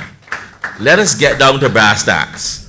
And I'm going to ask Dr. Scott in just 1 minute to give us the background. How did we get to this stage? Thank you very much, Dr. Carter. And you should know, as a TV man, I won't talk for so long. Now, this idea came when I was awarded a scholarship way back in 1991, and the head of the Public Service Commission was Kenneth John, and he summoned me to his office, and he asked me, what are you going to study? I told him history. He said, African history? I said, no, I'm going to study history to write about the Caribbean, write about St. Vincent. So in 1994, cadets had a lecture, Dr. Denny, Major Denny is there, and at that lecture, Professor Beckers was there. He made a case for doing this work. Also at the lecture at the time was Dr. Ralph Gonsalve. He was an opposition leader. He wasn't in a position. And he said to me, anytime he win, he would do this work. So in 1998, I went to Adrian Fraser, who was here, Dr. Fraser, and I presented a proposal to him. And within 5 minutes, he said, yes, let's work on it. Then in 2001, when the government changed, I sent the proposal to Ms. Renee Batiste, who was then the Minister of Culture. And she was excited, but then she came back to me and said, you better go talk to the cabinet. Right? And I have to tell these things because as historian, we write history, we make history. But many years after, somebody called me, I don't know if it was my sister, somebody called me and asked me, you listen to the Independence Parade? And then the Prime Minister at the time, Dr. Gonsalve, said that 4 of us was going to write this book. So I called Adrian. Adrian said he didn't know anything about I called. Right? And then a few days later, I had Anthony Tibbles in the video. He called me and he said to me, just organize everything. So that's it. I wrote the contract, everything. It went to the Attorney General office and they want to know who's the lawyer who wrote it. Yes. Thanks, Lee. Dr. Denny, let's look at chapter 1. What is in it for our school children here? What is in it for the general public? What is in it for politicians here as well? I think the first thing you want to look at in chapter 1 is the very first paragraph in chapter 1. That paragraph declares that human beings arrived here 5,000 years ago. It means that every single step we walk on this land, someone has walked on this land 5,000 years before we did. And so to have a sense of astonishment of the longevity of human habitation, human culture in this land is something we lack. This text provides that opportunity.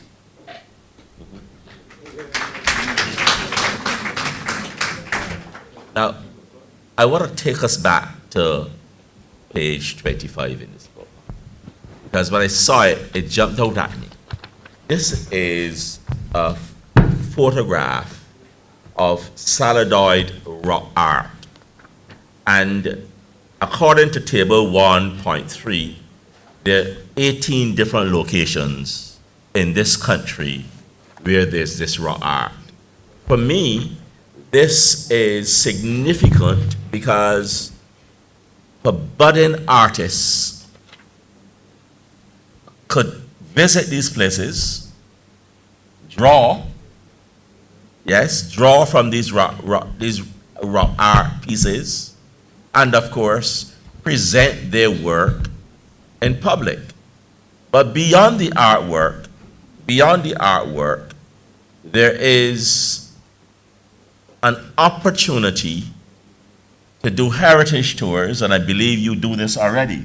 Heritage tours, there are lots of people come off cruise ships, lots of visitors, but our own people as well. To do heritage tours and have guides say a little bit about Amerindian rock art. For me, this photograph on this page, and of course on page 26, is critical.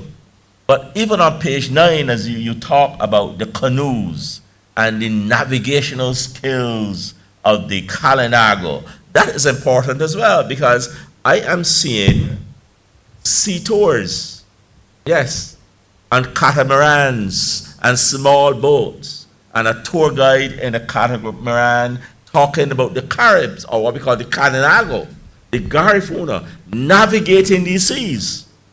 To me, I think that is something that we can draw out, to have creatives working and to have what we call an expression of the knowledge economy. I now want to go, yeah, you want to? No. Yeah, okay. I now want to go to Dr. Fraser. In this chapter 2, Resistance to European Colonization, and to ask Dr. Fraser, what is in this chapter for our school children, our people at community college? What will they find in chapter 2? Okay, this chapter is really about the first war in defense of St. Vincent, first war by the Garifuna. And I want to mention at this stage, because I see it very often. In fact, there was a recent article in the newspaper saying that the Garifuna came from Africa, they came before Columbus. Now, this has been around for quite a long time with Ivan van Sertima. And as far as I'm concerned, the Africans had the experience, the knowledge, the technology to come to this part of the world. But there's no evidence at all that they came to St. Vincent. You know, we checked all of that and there's absolutely no evidence. If they came to St. Vincent, who did they meet? How many of them came? And this was based on 2 voyages from Africa between 1307 and I think 1320 or thereabout. The ships came over, but they never returned. So there was no communication at all. But based on Van Sertima did his research and saw things which he seemed connected it with Africa, and that is how they came before Columbus. And people have continued, but from our research, we see no evidence of that. There are 2 other things I want to mention too. One is about the famous shipwreck, where the ship was wrecked off Bequia. People, they were taken on board into Bequia by the Kalinago and onto the mainland also by the Kalinago. And somebody asked me, they said, it was usual to chain the slaves. How come they were able to escape if they were chained? Now, the truth is, they were chained, but when they got near to their destination, wherever that was, they would take them from the chain, because the important thing was to get them to dance and to appear happy, because they'll get more money from them. so that if that boat was going to Barbados, there was no problem. They would not have been chained. They would have been unchained at that time. And the other one is one we know definitely sure, is that the majority of people who eventually became Garifuna, the escaped slaves, the majority of them came from Barbados. And as one person pointed out, you simply had to go in a boat and do nothing at all, and you end up in St. Vincent. And the escaped slaves knew that when they got to St. Vincent, they would have been protected by the Kalinago. You know, so about the origin of the Garifuna. The only other point I want to make quickly is that in this post-war, it came to almost a stalemate, and one of our historians, Bernard Marshall, who is dead now, said that that first war between 1772 and 1773 was a stalemate.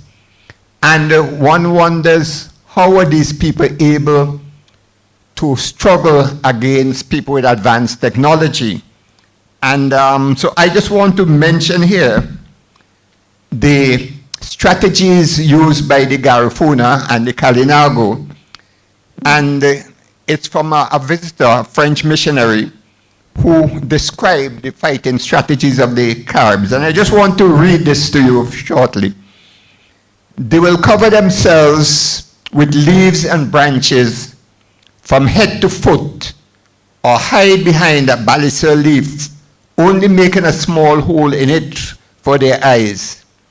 Concealed in this manner, they wait on the side of a road, hidden by trees and bushes for their enemies. When their enemies walk past, they jump out behind them and club or shoot them with their arrows.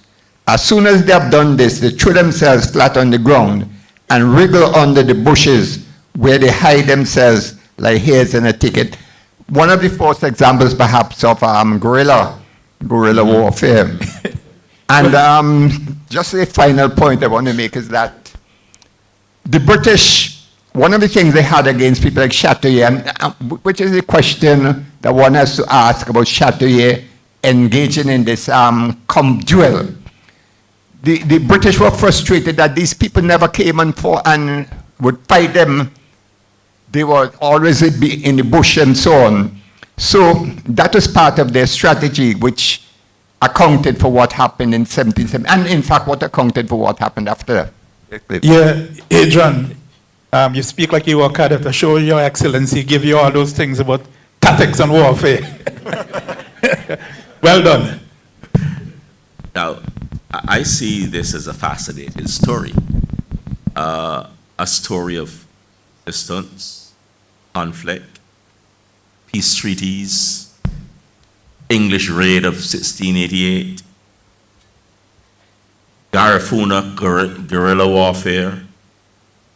And what jumped out at me was that we could create 3-minute podcasts or 4-minute podcasts using all of these topics for the general reader, for our students.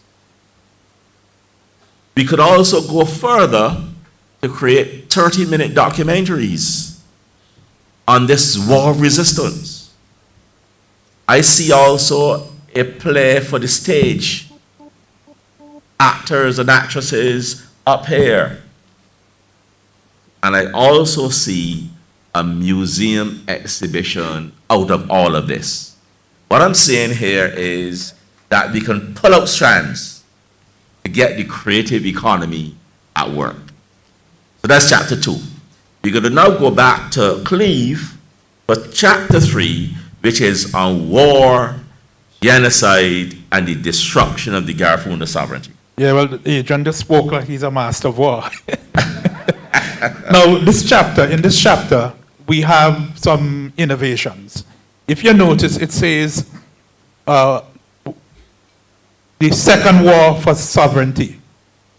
Most of you would know from the days of Martin and Kirby, we talk about the First Carib and Second Carib War.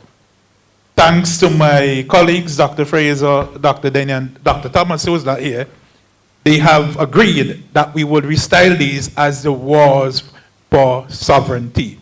Because if you listen to the review done by His Excellency earlier, he explained that if you want to decolonize, you have to begin to change the language.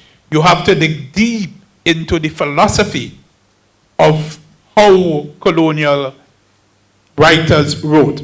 And so, what the warriors, both Kalinago, both Garifuna and blacks, what they did was to fight to defend their sovereignty. And that is what we look at in that chapter. And you must read this chapter. And in it, we describe military tactics, because it is very important to understand military tactics. And I say this to you.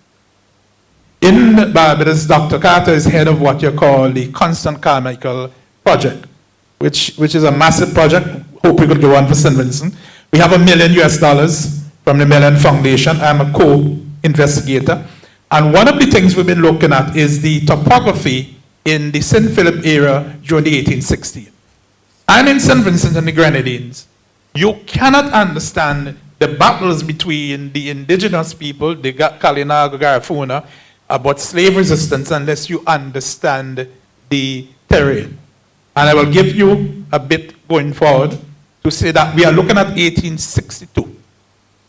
And in 1862, which is coming in volume 2, we had the troops being assembled and the rules of war being read to them.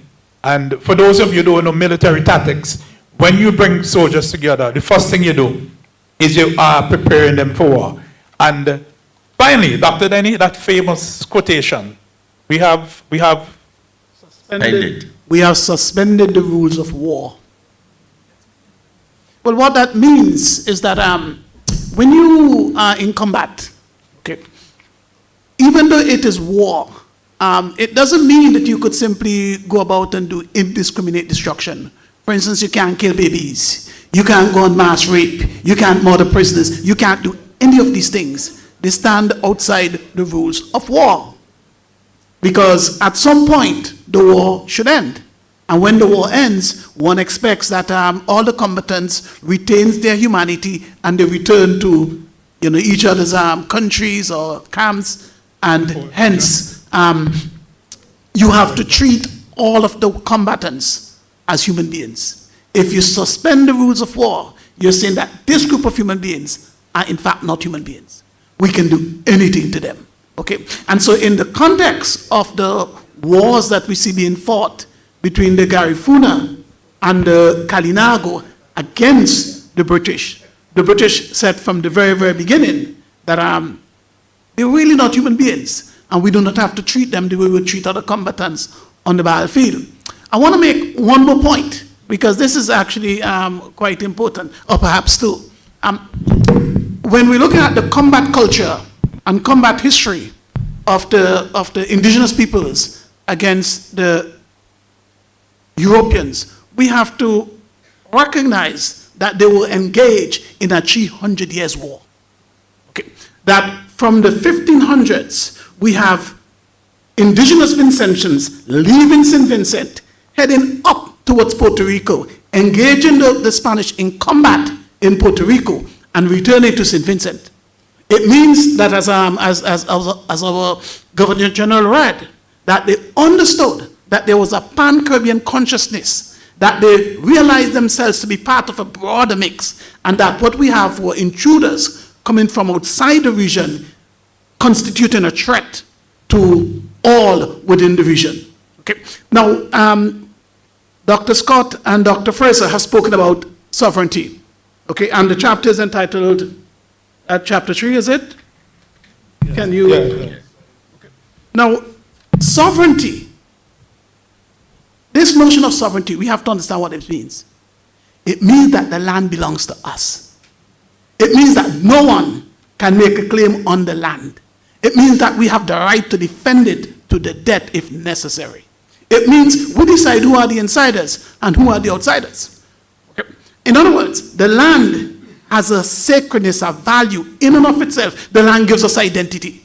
Okay. Now, this idea of the indigenous peoples didn't begin with European presence.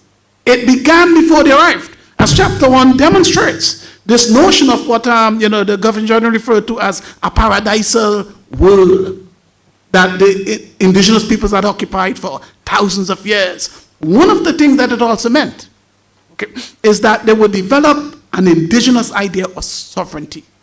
That they knew this land was theirs by at least 1,000 years before the Europeans arrived. And hence, this war for sovereignty, recognized in their own universe of expectations, of desires, of the promise that the land holds to them, that European represented a threat, an existential threat to everything that they held dear.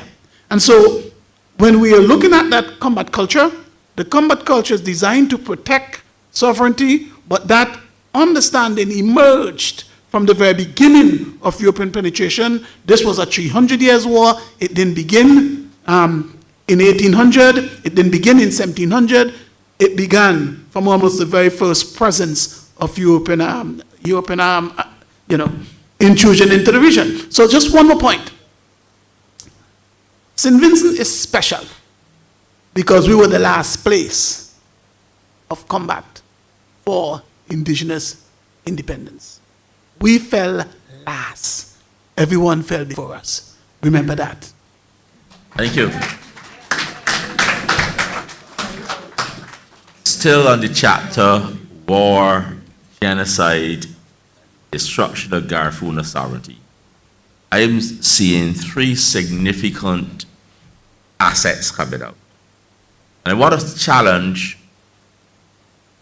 our people today, first, to think of a movie called Balasso. And using that line, we have suspended the rules of law. Of war, sorry, not law. And so we're calling scriptwriters, it's calling producers to pull from this chapter a script for this movie. And in addition to the movie, I am seeing what I call a heritage trail. Starting at Kingston, going up to Dorsetshire Hill, and across the waters to Baliso, a heritage trail. Dr. Carter's relying on his work. We have in Barbados what we call the learning journey. So what we do, we take people across the island and on different trails. So something similar. Yes. And he had part of it in nearly said Bridgetown, Kingston. Yeah. Yeah, Kingston early this week, looking at the cobblestones in Middle Street, King George's house, and so on. And I like to do the most important things. Sorry, Chair. Yeah. But we must thank His Excellency for his intervention and his offer to help push a lot of these heritage and history things. Yes, yes. You know? And finally, I'm seeing a children's book on Chartier, written for 8-year-old, 10-year-old, so that our children, they may not read this at that age, but they're introduced very early to some of the heroes in this text. That takes us into chapter 4, the sugar plantation complex and child slavery. We're going to ask Dr. Fraser to quickly say to us a little bit about these heroes that you identified. People like Ashton Warner and Nellie Ebo. I know you're sweet on Nellie Ebo. Go ahead. Chapter 4 really deals with the structure of the slave society. And what is important about Ashton Warner is that I believe St. Vincent and Bermuda, in terms of the Caribbean, are the only two examples we have where the enslaved were able to tell their story. In the United States of America, there are hundreds or thousands of stories of people of enslaved. They're able in a position. In the case of the Caribbean, apart from Warner and the lady from Mary Prince, I think from Bermuda. So what we have done in the book is to contrast the tale given by the planter's wife as to what slavery was about with that of Ashton Warner, who was enslaved. He did not work in the field, but his wife was a field slave.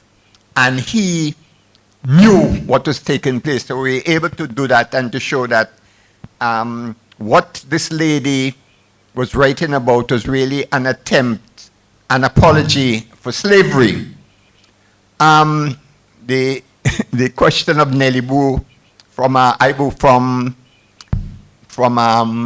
Myro is one which we need to know a lot about, but it has come down through the oral history and is an example of the sort of resistance put up by the enslaved. And I say that because when people look at St. Vincent and said there was never any slave revolt, it meant that people accepted slavery.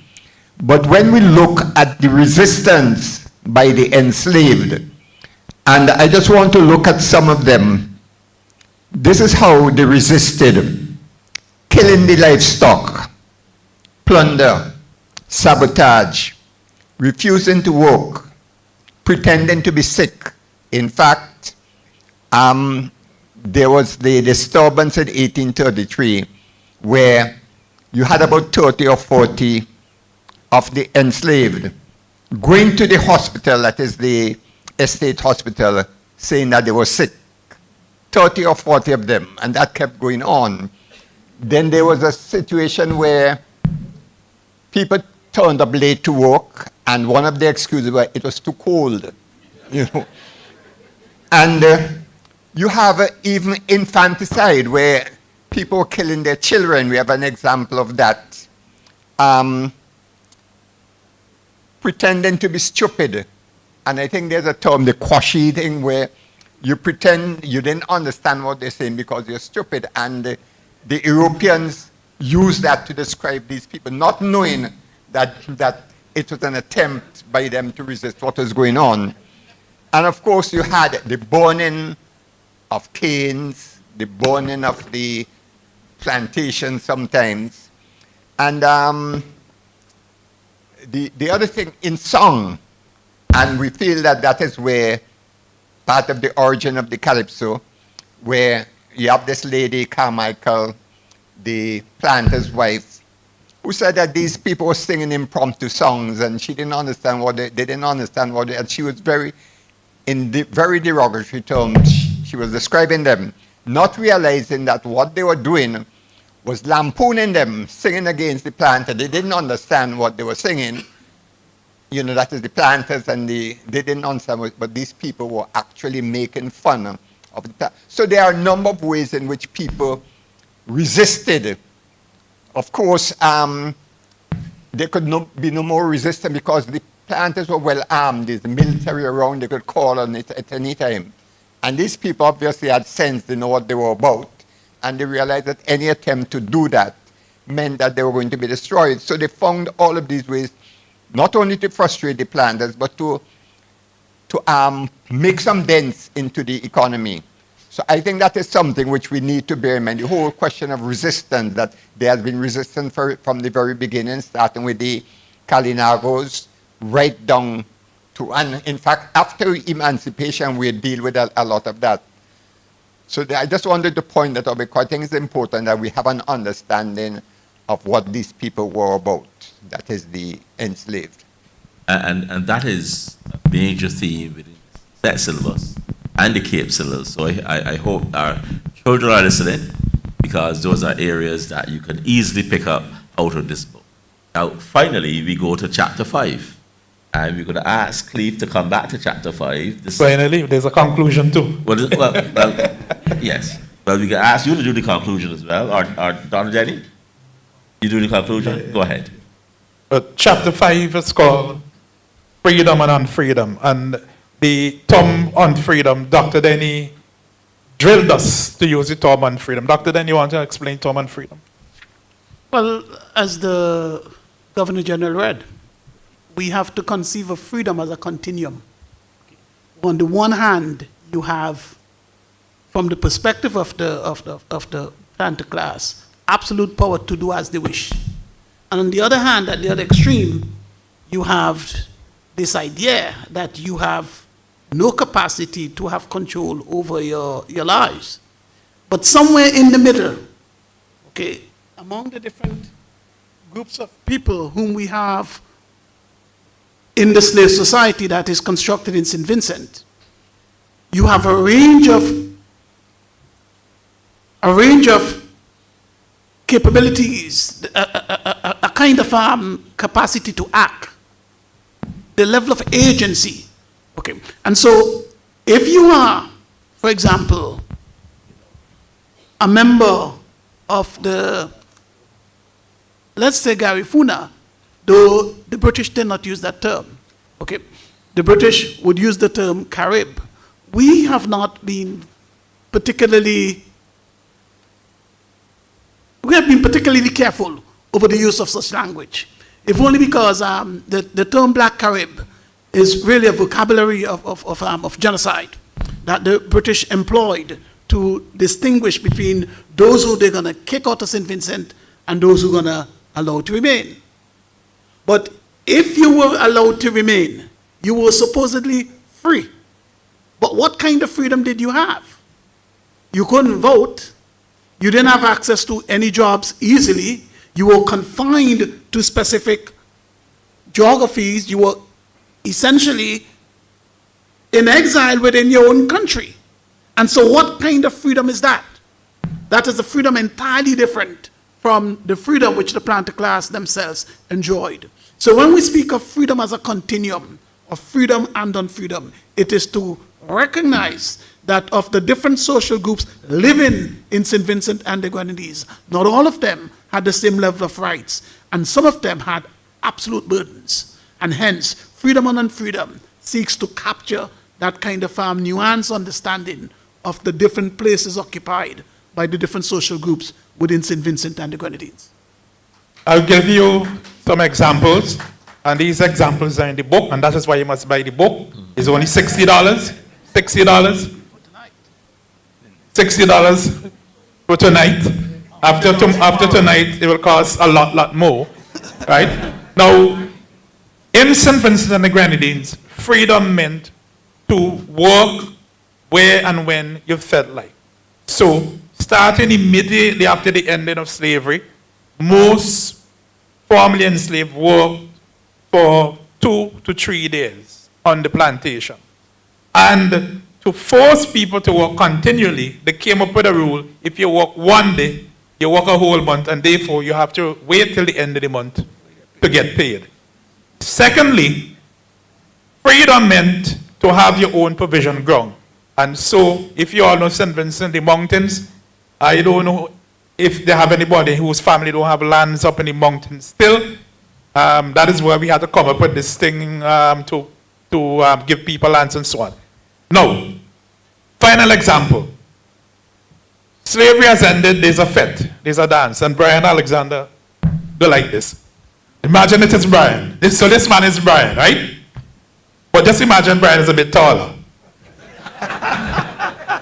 So this man goes into the fete with his sword, this black man, and he's waltzing, and up comes my friend Jules Williams, interrupt Brian from waltzing. So Brian challenges Jules to a duel. And so they fought. Police came, arrested them, take them to court. Only to find out that Brian stole the sword from a soldier. And he was imprisoned. Now, just dig deep in the story. It is what it meant to be free. To be a free black man, it meant you had the right to cry a sword. It meant you had the right to go to a dance on walls and not to be interrupted, right? And that's one example. And you have all these kinds of stories. And in the book, what we have done is that we have tried to put real faces to the names. That's we tried very, very hard to do that. We didn't want it to be about a lot of numbers. Your Excellency, that Akim will come up and complain in a boring class, and so on. So if you read the book, and the Honorable Minister is laughing because you remember those days when you go sleep in my class. In addition to that, I like page 251. On page 251, this is at the end of the slave system. It is during the apprenticeship system, and there's a table there where at Orange Hill and Waterloo, people are being punished. And someone got 2 weeks on the treadmill.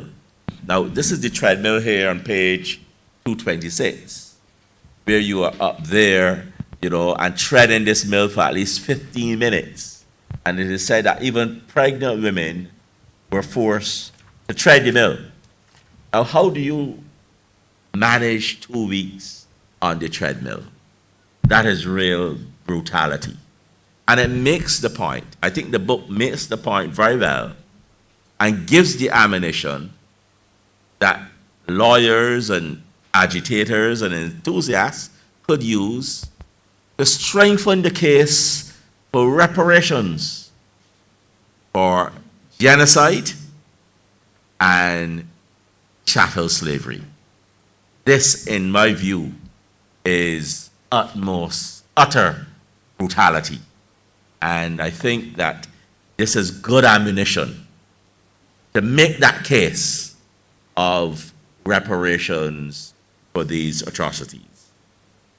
And therefore, I now ask Dr. Scott to come back to the conclusion. But we give Adrian will say a few words. We give Adrian a few minutes.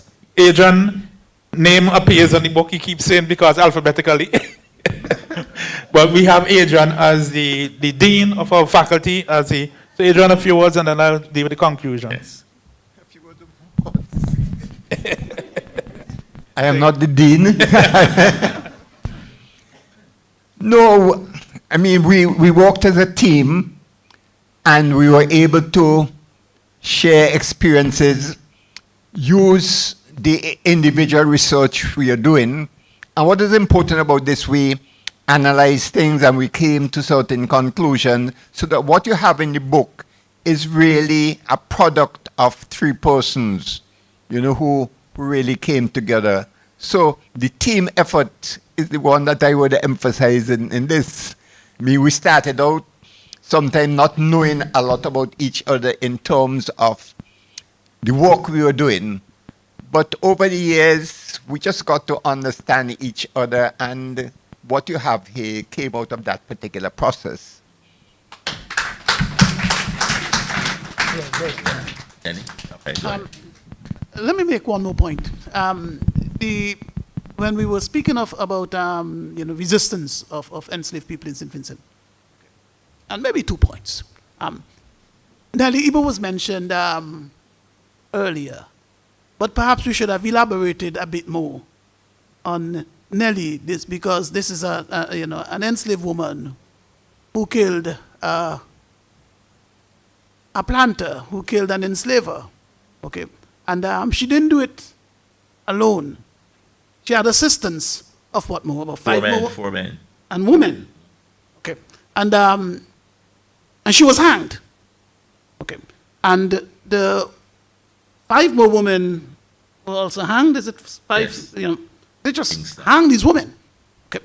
And so when we speak about resistance to enslavement, as Dr. Fraser mentioned, it was multifaceted. There are many different ways in which resistance, unfolded.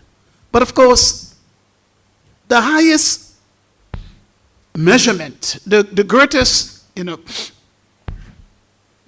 gift if one may call it that you can give to generations, is your life.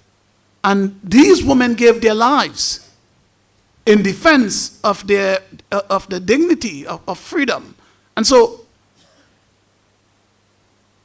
whereas we had no large-scale, massive combat in the context of fighting slavery in St. Vincent, that fight had already taken place by the Garifuna.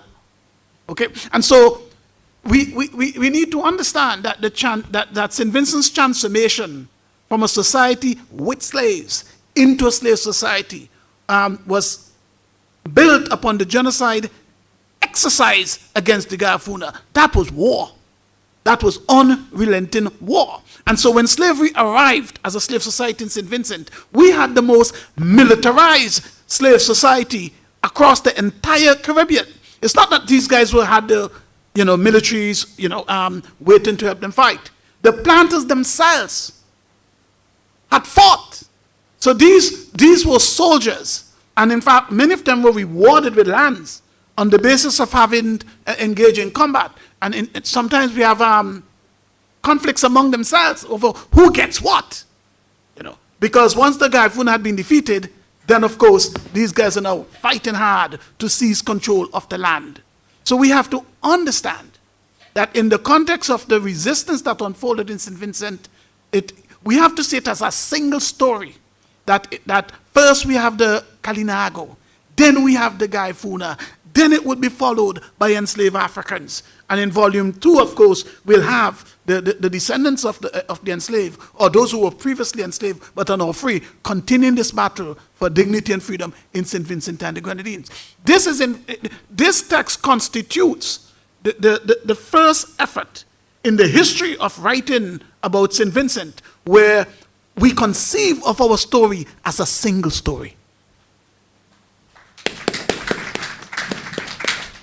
Where previously we have these discrete chapters, articles, or the Garifuna written in one session, enslaved Africans in the other. The notion that we can connect them as manifest expressions of the unity of the Vincentian history, until now, that has never been done. This is what we have done. Excellent.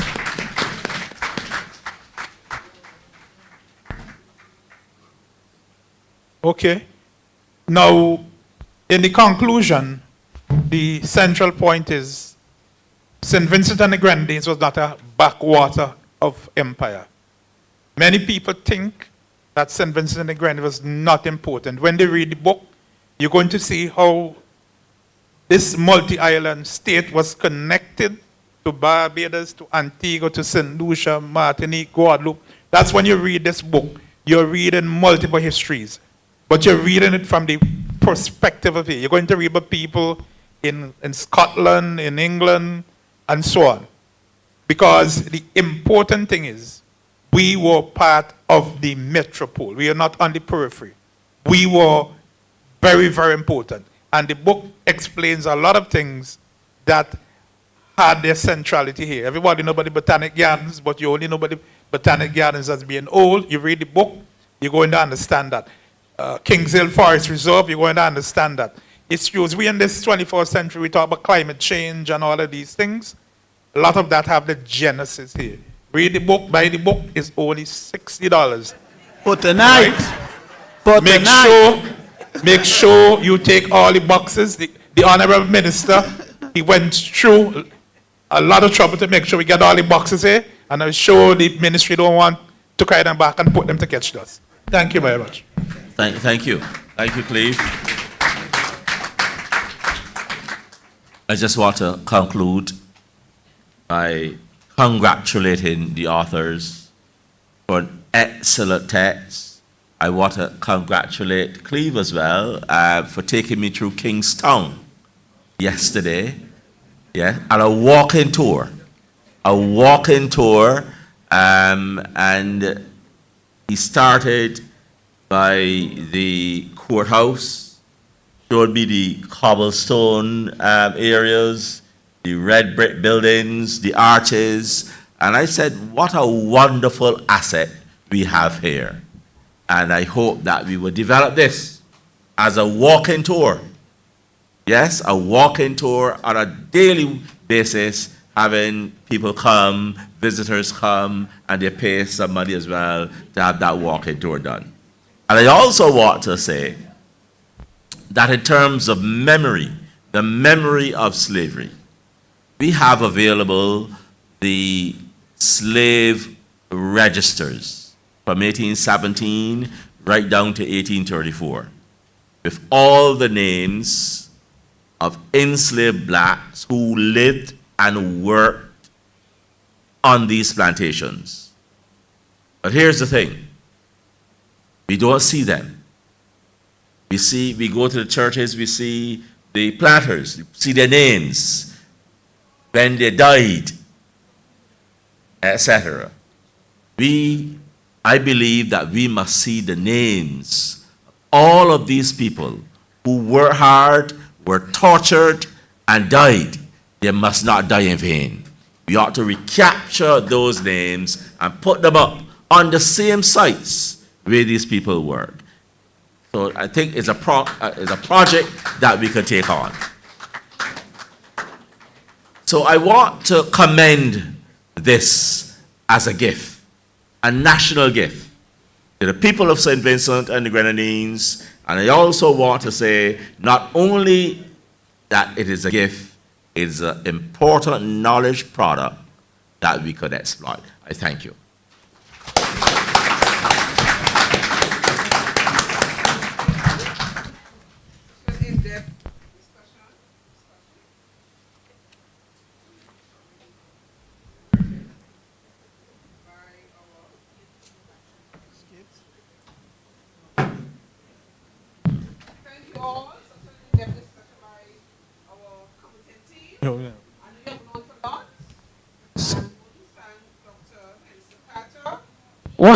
Dr. Henderson Carter, thank you for taking time out to be with us amidst his busy schedule. I know you have learned a lot, and I reiterate what Dr. Scott has been saying over and over. Get your copy of the book to learn about your heritage and your history. It's only $60. After that, it will be more expensive to get it now.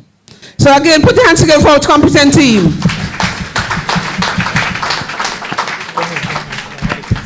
And as we move along, I have a few words just to say to you now. In this lifetime, it is always important to celebrate individuals who have significantly advanced the industry through leadership and innovation. To this end, the Vincentian Association of Artists, Writers, and Producers continues to reward individuals showing exemplary commitment to their profession. This evening, this Lifetime Achievement Award celebrates a lifetime of dedication and influence, recognizing individuals for sustained, these hardworking historians, extraordinary contributions and lasting impact.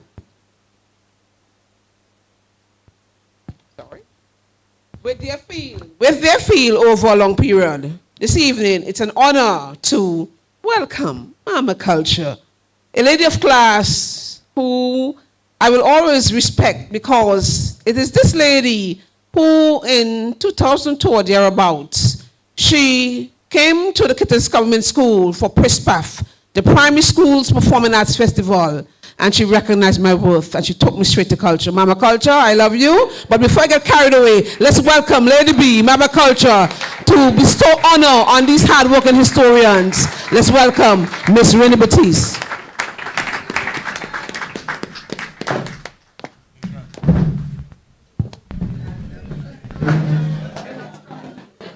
This is the end to walk. We have a step up here. Come this time, Miss B. Okay. Strong men are helping.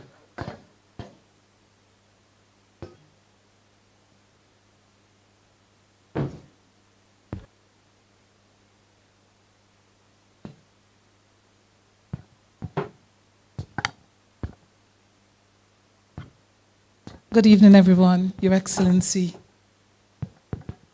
all distinguished guests, ladies and gentlemen.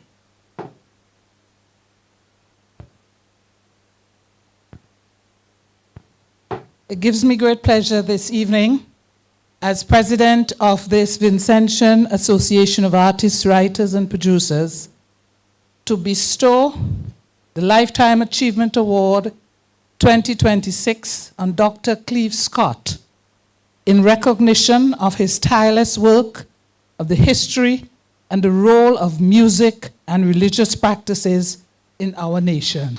Dr. Cleve Scott.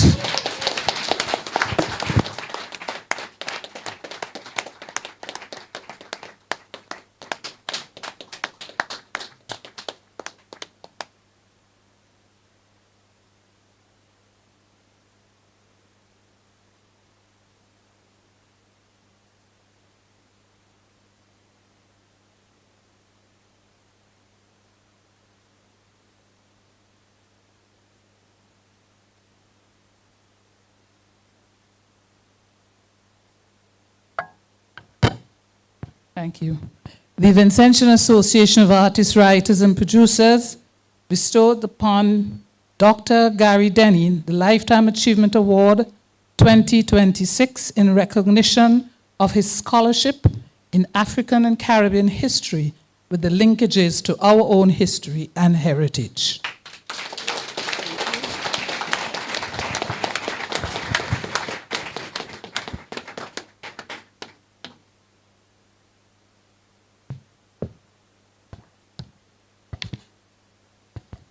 From whence we came. How many of us in this room would rush to make sure at 6:45 your radio is on 7:05? From whence we came. Ladies and gentlemen, in 2011, a group of us came together and said we'll form an association and try to assist UWI, National Public Library, Archives and Documentation Center, to bring to the Vincentian public writers from St. Vincent and the Grenadines, poets, authors, playwrights, so that we can know something more about our own heritage and our own identity. And most of my members left it up to me and say, you do the Lifetime Achievement Award. I said, okay. So in my own deliberate judgment, it gives me great pleasure to recognize Dr. Adrian Fraser for his life's work in documenting the history of St. Vincent and the Grenadines.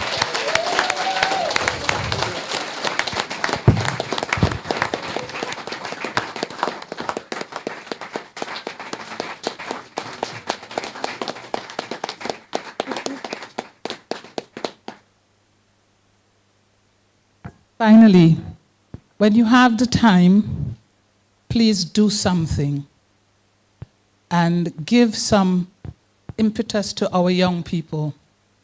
If you notice that tonight, some people were hesitant in their reading, and the littlest person from Lomans Leeward Anglican School, oh, I'm so proud of her. I want you to do something for your country. When I left the Ministry of Culture, there was still so much to be done. And sometimes you say, I'll get to it, and you never get to it. I was so determined that we must get to it and work with UWI here at the campus to make sure we have an annual literary fair. It takes time. But you know, we have time. Could get off of Facebook and the chats, and we can do something for the next generation. They took time. These three gentlemen, yes, they got a little remuneration, but it takes a lot of scholarship and a lot of your soul and a lot of your spirit to deliver this for generations to come. Thank you.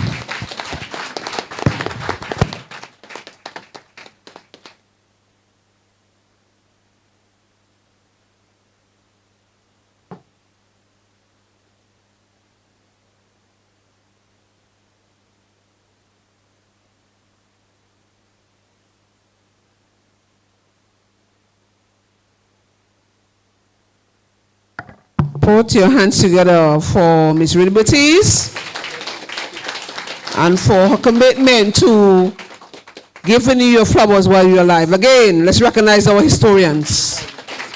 And now it's time for another cultural performance. Help me welcome Kenneth Vibrating Skates Aline, our cultural ambassador, with a peace dub from Whence We Came. From Whence We Came medley. Let's hear it for Skates.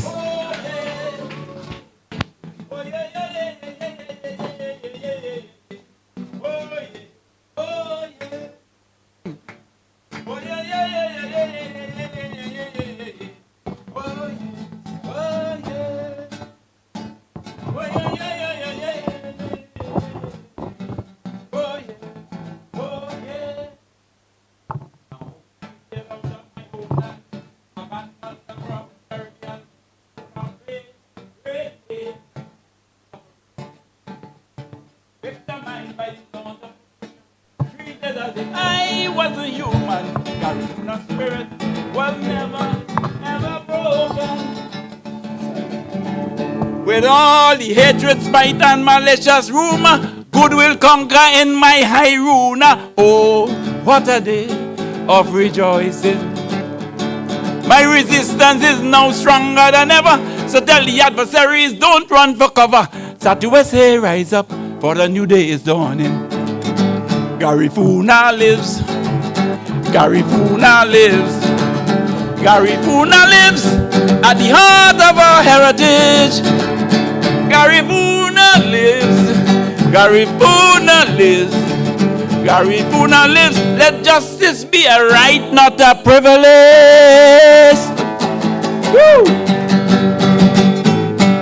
Panama, Panama, Panama, Panama, bidi bidi bam bam, bidi do yo yo yo yo yo yo yo yo yo yo yeah, oh yeah, oh yeah, woo!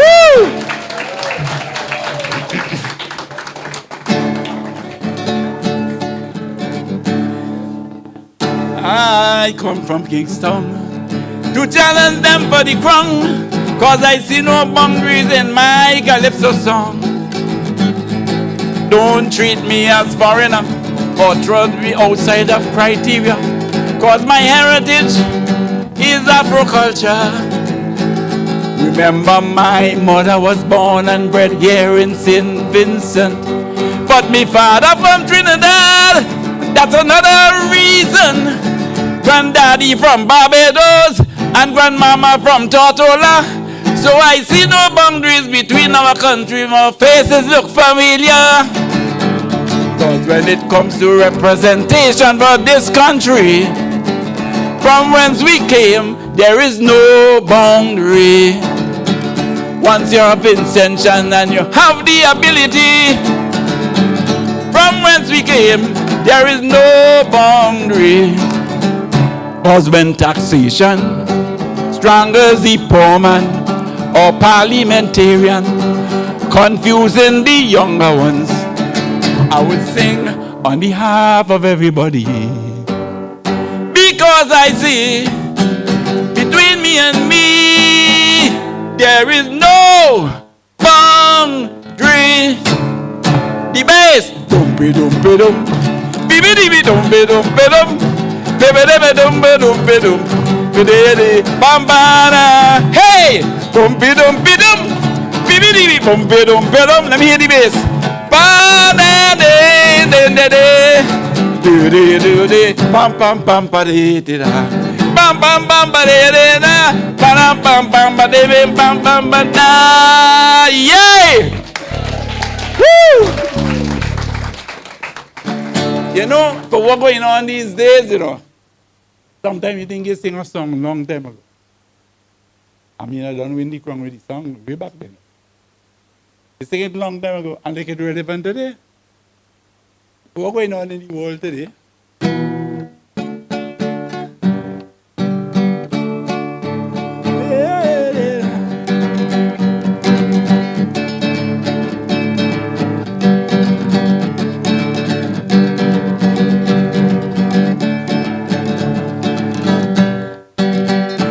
Ay, ay, ay.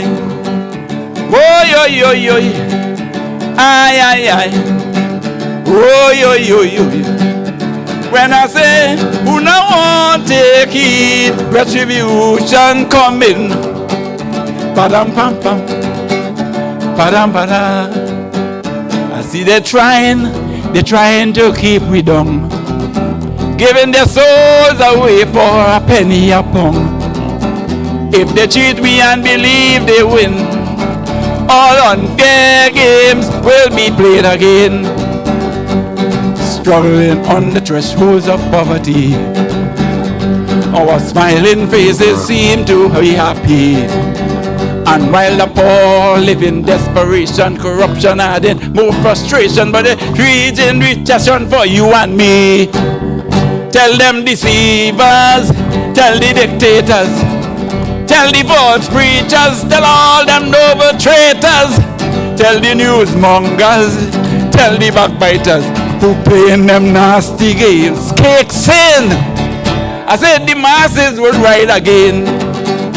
Ay, ay, ay, let me hear you. Oh, yo, yo, yo, yo. Ay, ay, ay. Oh, yo, yo, yo, yo.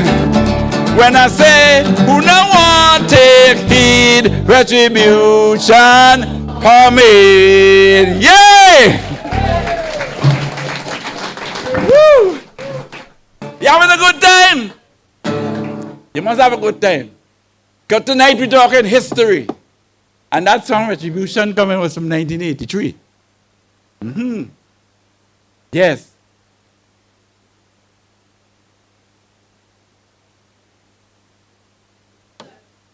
The box outside. Go outside. By the table. More coming, more coming. More coming.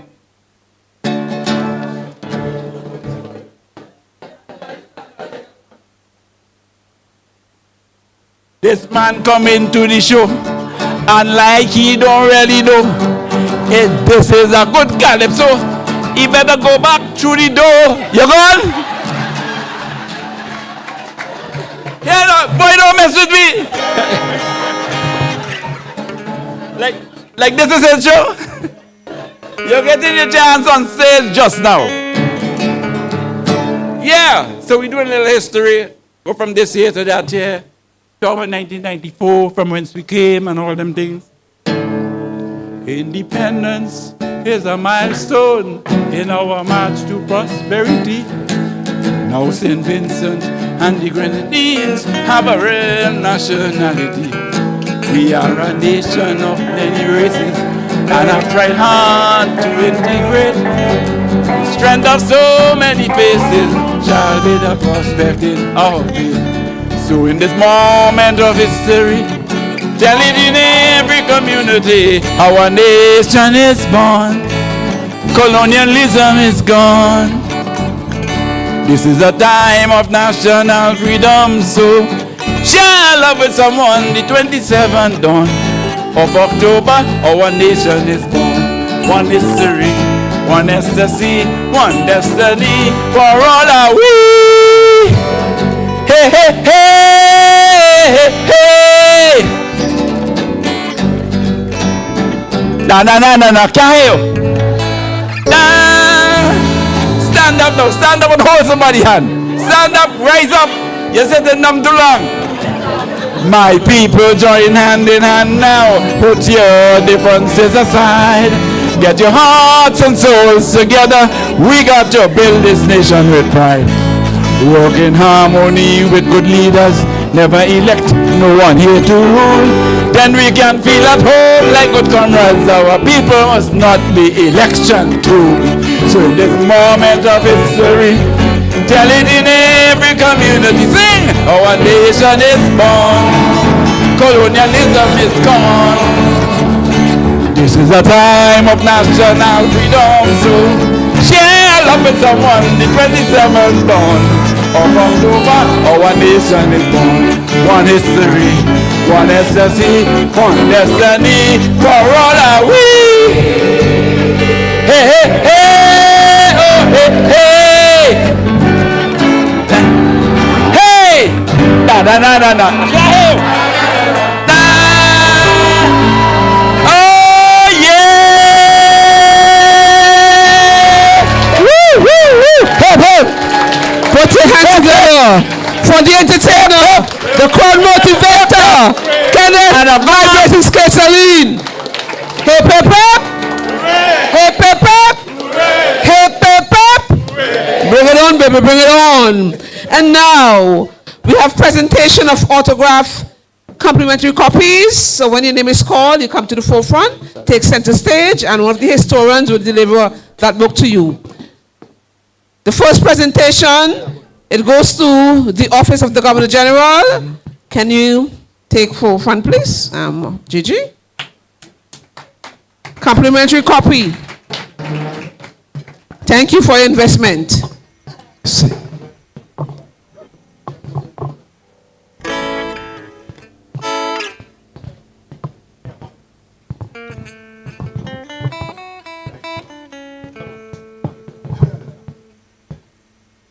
Come on, keep the applause going. We'll be sure to feed you at the end, so don't lose energy now.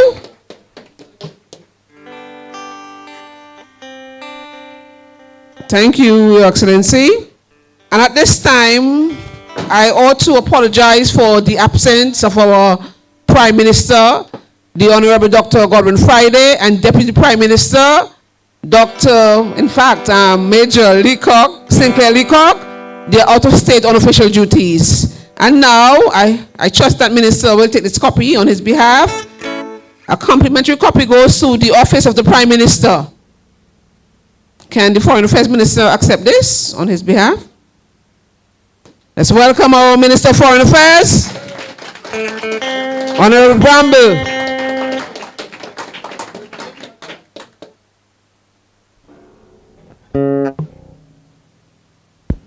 Get your photo up. And yes, Dr. Dennis presenting to Minister Bramble. Both of them played football. I don't know who's better.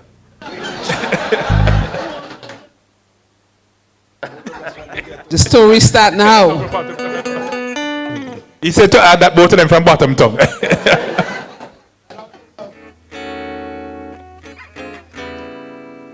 Help me welcome now the Honorable Kashako Cupid, Minister of Youth, Sports, Culture, and Creative Industries. Well, I have to present this to him. Never mind, used to sleep in my classes.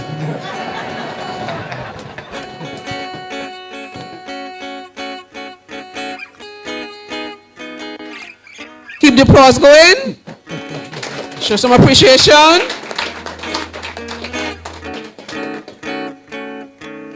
The fourth copy goes to the National Archives and Library. Do we have a representative here?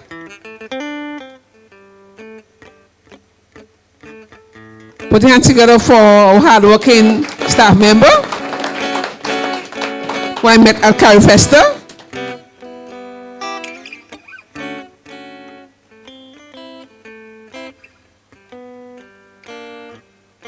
Thank you. And now the fifth copy goes to the SVGCC librarian, St. Vincent and Grenadines Community College. If the librarian is not here, can you accept on her behalf, please? Let's put our hands together for Zaranik. She read earlier. Ms. Zaranik Forbes.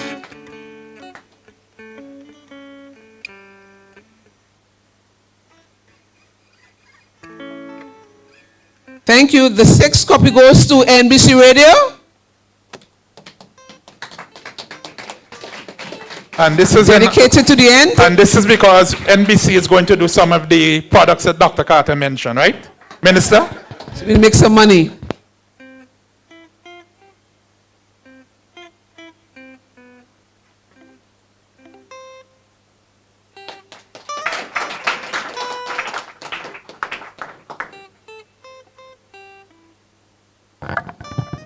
And the final copy goes to Ms. Renee Batiste, President of the Vincentian Association of Artists, Writers, and Producers. Put the hands together, please, for Ms. B. She likes the high steps because we have a low one down here. Think she wanted me to hold her hands, you know? Let's stay focused here. She'll pull me up after.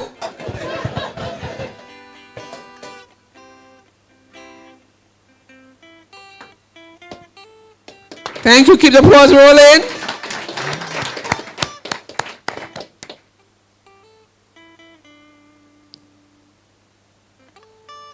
This way is better, yeah. You'll be ably assisted by the stage manager, Mr. Kennedy Muffin Brody.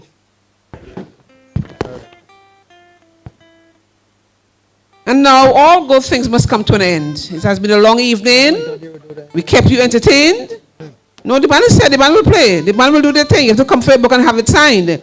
And so I want to thank everyone who's here. Special mention, Your Excellency Starkey John, for working in collaboration with us. And I recognize Ms. Zola Ellisbrung in the crowd. I didn't see you earlier. Picking you up now.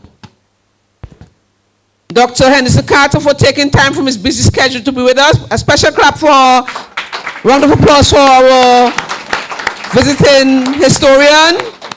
To the Honorable Kashako Cupid, your support and dedication, it did not go unnoticed. You worked so hard to get these books here. Special clap for our minister. Vincentian Association of Artists, Writers, and Producers for the Lifetime Achievement Awards. Come on, you can clap. Dr. Risa Noel McBarnett, head of site, UE Global Campus, who always takes pride in partnering with us, hard worker. The protocol team from Foreign Affairs, the staff at Gigi's office, the government printry. Thank you, Denville. Big up to Denville at the printry. You see how nice the programs look. Big clap for Denville. And Mr. Kamajong, all the historians. Thank you all. My former teacher, Dr. Richard Cox. Thank you everyone for coming out. And now we have a musical interlude by the band Touch. And while you come and get your touch with your signature, and remember to get your books. If there's not enough there, we have more. You'll get your books. Joan, I see you. Joan Hoyt. Thank you all. It was good being your master of ceremonies. Have a wonderful evening. We have refreshments for you for sticking to the end, being dedicated. Thank you all. Thank you, band. Bring up the rhythm.